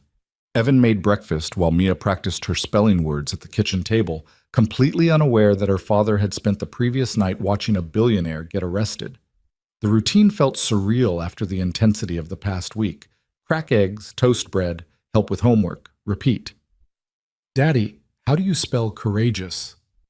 He spelled it out. She wrote it carefully in her notebook, tongue poking out in concentration. "What does it mean exactly?" she asked. It means being brave even when you're scared. Like you? Evan paused, spatula mid-flip. What makes you say that? Because you were scared about Claire's problem, but you helped her anyway. Aunt Rachel told me. She said you were being courageous. He made a mental note to have words with his sister about what she discussed with his 7-year-old. But Mia was watching him with those bright, expectant eyes, waiting for confirmation that her understanding of the world was correct. Yeah, Bug, like that. She beamed. I want to be courageous too. Can I put it on my spelling list for next week? Absolutely. His phone buzzed. Text from Claire. Coffee? I need to talk to someone who understands what just happened. My brain won't stop replaying everything. He glanced at Mia, who was now drawing hearts around the word courageous in her notebook. After school drop-off. The place on Amsterdam? Perfect. Thank you. At the coffee shop an hour later, Claire looked different. Not just tired, that was expected after the week they'd had, but lighter somehow. Like someone had lifted a weight she'd been carrying so long she'd forgotten what standing straight felt like. I couldn't sleep, she said, wrapping both hands around her mug. Every time I closed my eyes, I kept thinking about all the things that could have gone wrong. You going into that townhouse alone? Those armed men outside? Ren deciding to escalate instead of negotiate. But none of that happened. I know. But it could have. And the fact that you were willing to take that risk. She stopped, started again. Why? Why would you do that for someone you barely know? Evan had been asking himself the same question. The easy answer was that it was the right thing to do. The harder answer was more complicated. Because I spent 3 years hiding, he said finally. Telling myself I was protecting Mia by staying isolated, by treating everyone as a potential threat, by never letting anyone close enough to matter. And it worked. She's safe. She's happy. She's growing up in a world that feels secure. He paused. But it also made me smaller. Made me forget that there are things worth risking safety for, people worth trusting, connections worth making. And I reminded you of that? You showed me what it looked like when someone decided to stop hiding, to fight back even when they were terrified. That mattered. Claire's eyes filled with tears. Detective Martinez called this morning, said they're bringing formal charges, fraud, money laundering, conspiracy, the works. Ren's lawyer is already making noise about bail, but the judge denied it. Too much flight risk. Good. She also said there are 6 other women who've come forward since the arrest was announced. 6 more who saw the news coverage and decided it was finally safe to speak. Claire's voice cracked. That's 19 total. 19 lives he damaged, and now they're all going to have their day in court. Because you started it. Because you refused to stay silent. No. Because we started it. Because you believed me when no one else did. They sat in comfortable silence for a moment, watching the morning crowd filter through, students with backpacks, professionals with briefcases, parents pushing strollers, normal people living normal lives, unaware of the small victory that had happened in their city. What happens now? Claire asked. For you, I mean. Do you go back to your quiet life? Your security consulting and school pickups and pretending the past week didn't happen? Evan considered the question. A week ago, that's exactly what he would have done. Returned to the carefully controlled existence he'd built. Maintained the walls. Kept everyone at arm's length except Mia. But something had shifted. The walls were still there, but they had cracks now. Light was getting through. I don't think I can go back, he admitted. Not completely. I think I need to find a middle ground between the person I was, the operator who solved problems through force, and the person I've been trying to be, the father who protects through isolation. Maybe there's a version where I can be both. Protective but not paranoid. Careful but not closed off. That sounds healthy. Also terrifying. Completely terrifying. Claire smiled. Well, if you need practice opening up to people, you're always welcome at 4D. I make terrible coffee, but excellent conversation. Your coffee's not that bad. Liar. But I appreciate the kindness. His phone buzzed. Text from the school. Mr. Cole, this is Mrs. Chen. Could you call when you have a moment? Nothing urgent. Just want to discuss something about Mia. Evan's protective instincts kicked in immediately. He excused himself and called the number. Ms. Chen, it's Evan Cole. Is everything okay?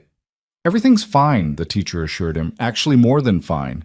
I wanted to tell you that Mia did something remarkable today during sharing time. What happened? She shared her cupcakes, as planned. But then she also shared a story about courage, about how her dad taught her that being brave means doing the right thing even when you're scared, and that sometimes helping people you don't know very well is the most important kind of helping. Evan's throat tightened. She said that? Word for word. Then she asked the class if anyone needed help with anything, and 3 kids raised their hands. Small things, help with math problems, someone to play with at recess, a drawing lesson. Your daughter organized the whole class into helping each other. Ms. Chen's voice was warm. I've been teaching for 15 years, and I've never seen a 7-year-old facilitate peer support like that. Whatever you're teaching her at home, it's working. After hanging up, Evan sat for a moment processing. His daughter, his fearless, brilliant daughter, had internalized the lessons not from his words but from his actions. She'd watched him help Claire and understood that courage looked like standing up for people. That community meant showing up when someone needed you. He'd been so worried about protecting her from the world's darkness that he'd forgotten to show her its light. Back at the table, Claire was checking her phone. Sarah Chen just texted. She and the other women are organizing a support group for survivors of workplace harassment. They want to know if we'd be interested in helping set it up, providing resources, maybe connections to legal aid. That's a good idea. It's a great idea. But it's also exactly the kind of thing I would have been too scared to participate in a week ago, too worried about being visible, about someone recognizing my name from the Wren case. She looked up. I'm still scared, but I think I want to do it anyway. Then you should. Will you help? You're good at organizational stuff, strategy, knowing how to protect people while they're vulnerable. Evan thought about it, about spending his skills on something constructive instead of defensive, about teaching Mia through example that expertise could be used for building up instead of tearing down. Yeah, I'll help. They spent the next hour sketching plans. Nothing formal, just ideas about how to create safe spaces for people to share their stories, how to connect survivors with legal resources, how to build a network that could support women facing similar situations in the future. By the time Evan left to pick up Mia from school, they had the framework for something real. Something that could outlast the immediate crisis and create lasting change. At the school gates, Mia ran to him with her usual enthusiasm, backpack bouncing. Daddy, guess what? I helped Emma with her math and she helped me with my drawing, and we're going to help each other every day now. That's wonderful, Bug. Ms. Chen said I was being a leader. What's a leader? Someone who helps other people be their best selves. Mia considered this. Then you're a leader too, because you helped Claire be brave. They walked home hand in hand, Mia chattering about her day while Evan listened and tried to memorize this moment. His daughter's small hand in his, the afternoon sun, the simple joy of being present instead of constantly scanning for threats. At home, there was a package waiting. No return address, but postmarked from the detention center where Wren was being held. Evan's instincts flared. He made Mia wash her hands for snack time, then carefully opened the package in the kitchen. Inside was a single handwritten note on expensive stationery. Mr. Cole, you were right about everything. The arrests, the charges, the women coming forward. My lawyers say I'm looking at 20 years minimum. I'm not writing to apologize. I doubt you'd believe it anyway. But I wanted you to know something. In 40 years of building my empire, no one ever stood up to me the way you did. No one ever looked at my money and my connections and my power and decided it didn't matter. That morality mattered more. I don't know if that makes you brave or stupid, probably both. My only request, and I know I'm not in a position to request anything, is that you look after the Ashford Gallery. Not for me, for the institution, for the artists. It's one of the few things I actually cared about that wasn't about ego. I suppose that's something. M. Wren. Evan read it twice. Tried to find anger or satisfaction in it, found only a vague sadness for a man who'd had everything and thrown it away because he couldn't see people as anything other than obstacles or acquisitions. He burned the note in the sink, watched the expensive paper curl and blacken, let the ash wash down the drain. That evening, Rachel came over for dinner. Her idea, executed with the kind of determination that meant she'd already bought groceries and wasn't taking no for an answer. "So," she said, chopping vegetables while Evan supervised Mia's homework. "You gonna tell me what actually happened? The real version, not the sanitized one you gave me over text?" "Ren got arrested. That's the real version." "And the part where you almost got killed?" "I didn't almost get killed." "Evan," he sighed, gave her the abbreviated version, the investigation, the confrontation, the arrest, left out the parts about illegal surveillance and death threats involving Mia. Rachel listened without interrupting. When he finished, she was quiet for a long moment. "You know what's different about you?" she said finally. "What?" "You're not apologizing for it. A week ago, you would have minimized the whole thing, made it sound like you just happened to be in the right place at the right time. But now you're owning it, acknowledging that you made choices, took risks, helped someone because you decided it mattered. Is that good or bad? It's honest, which for you is progress." Rachel pointed her knife at him. "Just promise me you're not going to make a habit of confronting billionaires." "My heart can't take it." "No promises. But I'll try to keep the life-threatening situations to a minimum." "I'll take it." They ate dinner together, all four of them, including Claire, who arrived at 7 with a bottle of wine and a nervous smile. "I hope it's okay I came. Mia texted me from your phone earlier and said I should come to dinner because we're friends now, and friends eat together." Evan looked at his daughter. "Did you steal my phone to invite Claire to dinner?" Mia didn't look remotely guilty. "You said she could come to my birthday party, so I figured she could come to regular dinner too. That's not how invitations work, Bug." "But she's here, so it worked." Rachel laughed. "Can't argue with that logic." They settled into an easy rhythm, passing dishes, sharing stories, Mia dominating the conversation with detailed explanations of her dragon octopus artwork. Claire listened with genuine interest, asking questions about color choices and design philosophy like she was critiquing a gallery installation. Watching them interact, Evan felt something shift in his chest. This was what he'd been protecting Mia from by keeping everyone at distance. Not danger, connection. The messy, complicated, beautiful reality of letting people into your life. After dinner, while Rachel and Mia did dishes, Claire and Evan stood on his small balcony looking out at the city.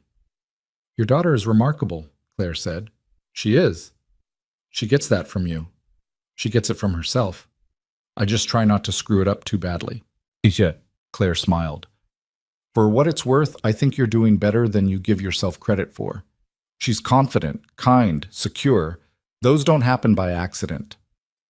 They happen by being present, by showing up, by—" He stopped. "By doing the opposite of what her mother did." "Have you heard from her since all this started?" "No, she doesn't know where we are. Doesn't want to know. That was the deal." "Do you ever wonder if she regrets it?" Evan thought about the surveillance photos from 3 years ago. The woman living in California under a different name, genuinely happy without them. "I think she made the choice that was right for her. And I made the choice that was right for Mia. Sometimes that's all you can do." They stood in comfortable silence, watching lights flicker on in windows across the street.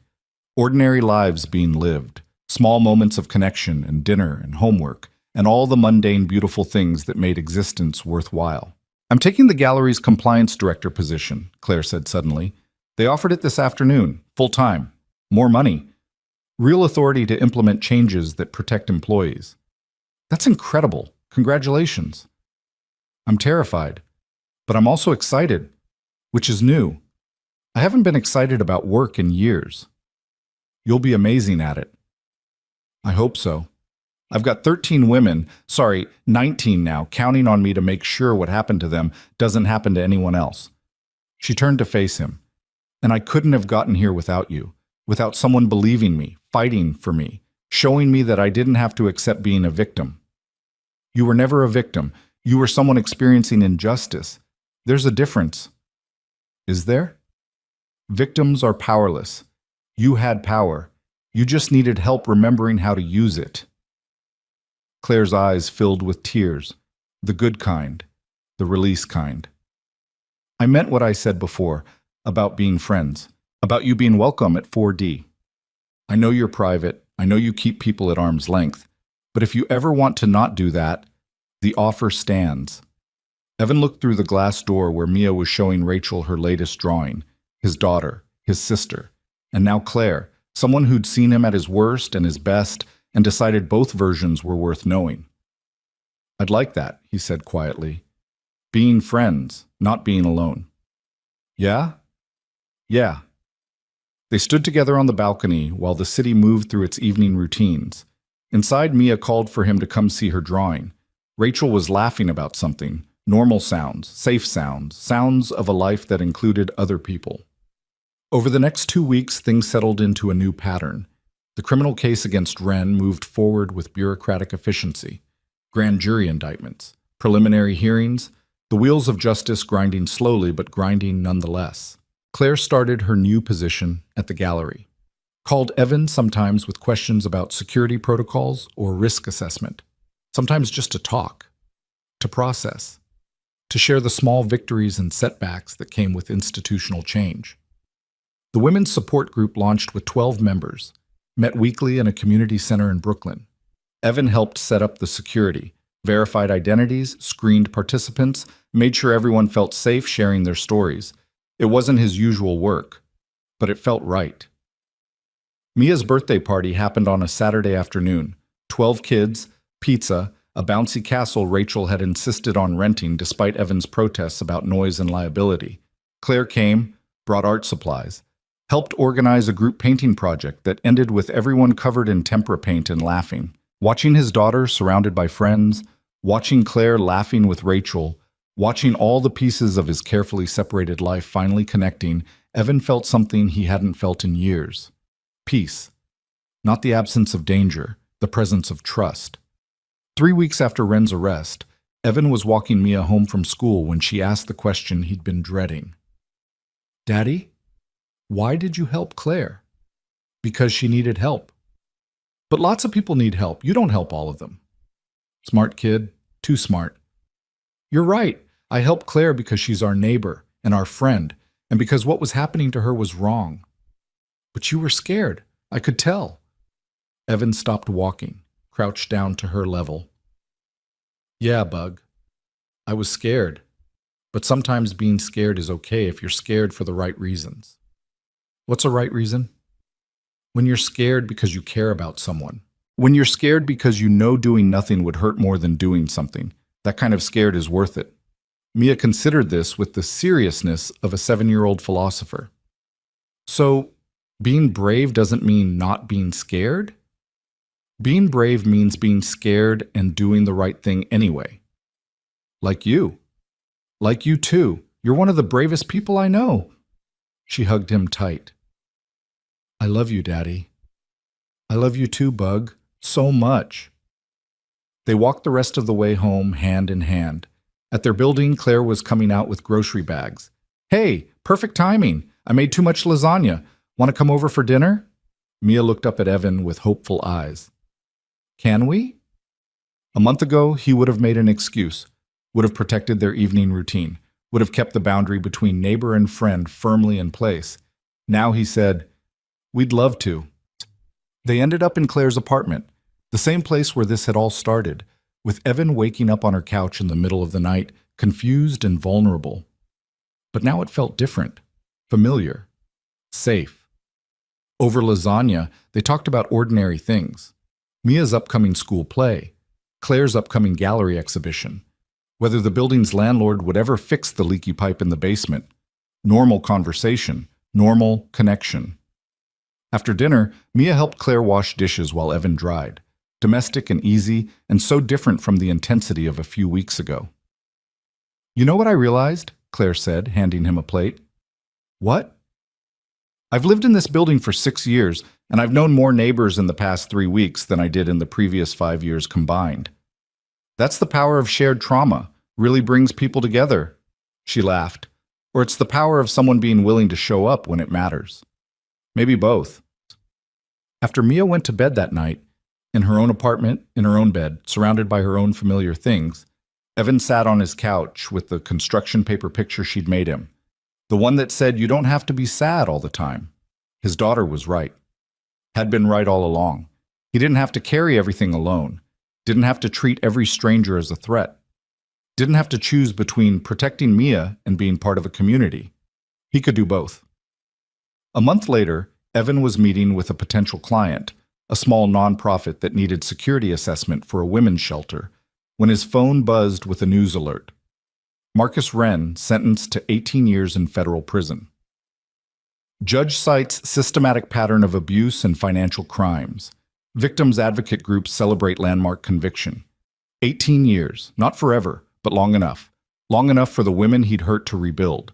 Long enough for his empire to crumble. Long enough for the world to forget he'd ever been powerful. Evan forwarded the article to Claire. She responded immediately. "We did it. We actually did it." "You did it," he typed back. "I just helped." "No, we did it. Together. That matters." She was right. It did matter. That evening, there was a knock on his door. Not 3 a.m. this time, just 7 p.m. Normal visiting hours. Claire stood in the hallway with a bottle of wine and 2 glasses. "Thought we could celebrate, if you're not too busy." Mia was already in pajamas, reading in bed. Rachel was on standby for emergencies. Evan had no meetings, no deadlines, no threats hanging over him. "I'm not busy." They sat on his couch, the same couch where he'd spent so many nights alone, checking security feeds and convincing himself isolation was safety. Now Claire was there, pouring wine, talking about the gallery's new harassment prevention policies, about the support group's success, about plans to expand to other cities. "We're calling it the Claire Monroe Initiative," she said, "which is mortifying but also kind of perfect." "It's perfect. You started something important." "We started something important. Don't sell yourself short." They talked until late, about everything and nothing. About Mia's upcoming birthday, about Claire's ex-husband reaching out to apologize, about Evan's sister trying to set him up on dates.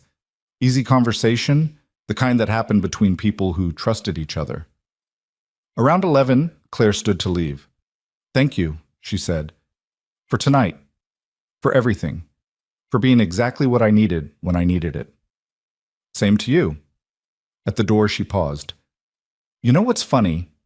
3 weeks ago, you showed up at my door in the middle of the night, completely out of your mind, and I let you in. Didn't call the cops, didn't panic, just helped, and it changed everything. You could have shut the door. I could have, but I didn't, because sometimes you just know, this person needs help and I can provide it. That's all the reason you need." After she left, Evan checked on Mia one more time. She was asleep, clutching her stuffed astronaut, breathing peacefully. No nightmares, no fear, just the deep sleep of a child who felt completely safe. He stood in her doorway and thought about the past month, about how much had changed because one person decided to ask for help and another person decided to give it, about how courage looked less like fighting and more like showing up, less like strength and more like vulnerability. His phone buzzed. Text from an unknown number. For a split second, old instincts kicked in. Threat assessment, danger protocols. Then he opened it and saw it was from Sarah Chen, one of the women from the support group. "Just wanted to say thank you for everything you and Claire did. I testified at Wren's sentencing today. Told my whole story. For the first time in 4 years, I feel like I got my voice back. That's because of you." Evan saved the message, added it to the small collection of reminders that some risks were worth taking, that some walls were worth tearing down, that sometimes the bravest thing you could do was trust that other people were worth believing in. He walked to his window, looked out at the city, the same view he'd had for 3 years, but somehow it looked different now. Less threatening, less lonely. Just millions of people living millions of lives, all of them connected in small ways they'd never fully understand. Somewhere in this city, Claire was going to sleep knowing she'd survived, knowing she'd fought back, knowing she wasn't alone. Somewhere in this city, 19 women were rebuilding their lives, finding their voices, refusing to stay silent anymore. Somewhere in this city, a 7-year-old girl was dreaming about octopuses and dragons, growing up in a world her father had made just a little bit safer by choosing connection over isolation. And in apartment 4A, Evan Cole, former operator, current father, reluctant hero, closed his curtains and went to bed without checking the locks twice. Because for the first time in years, he finally felt safe enough to stop running, not because the world was suddenly kind, but because he'd finally learned the difference between protection and prison, between caution and cowardice, between being a man who survived alone and a man who lived with others. The rain came back that night, gentle against the windows. Not a warning this time. Just weather. Just water. And when morning came, Evan woke to sunlight and his daughter's voice calling him for breakfast, and the sound of Claire's laugh drifting through the walls, and the ordinary miracle of another day. Not perfect, not without risk, but real. And that, he decided, was more than enough.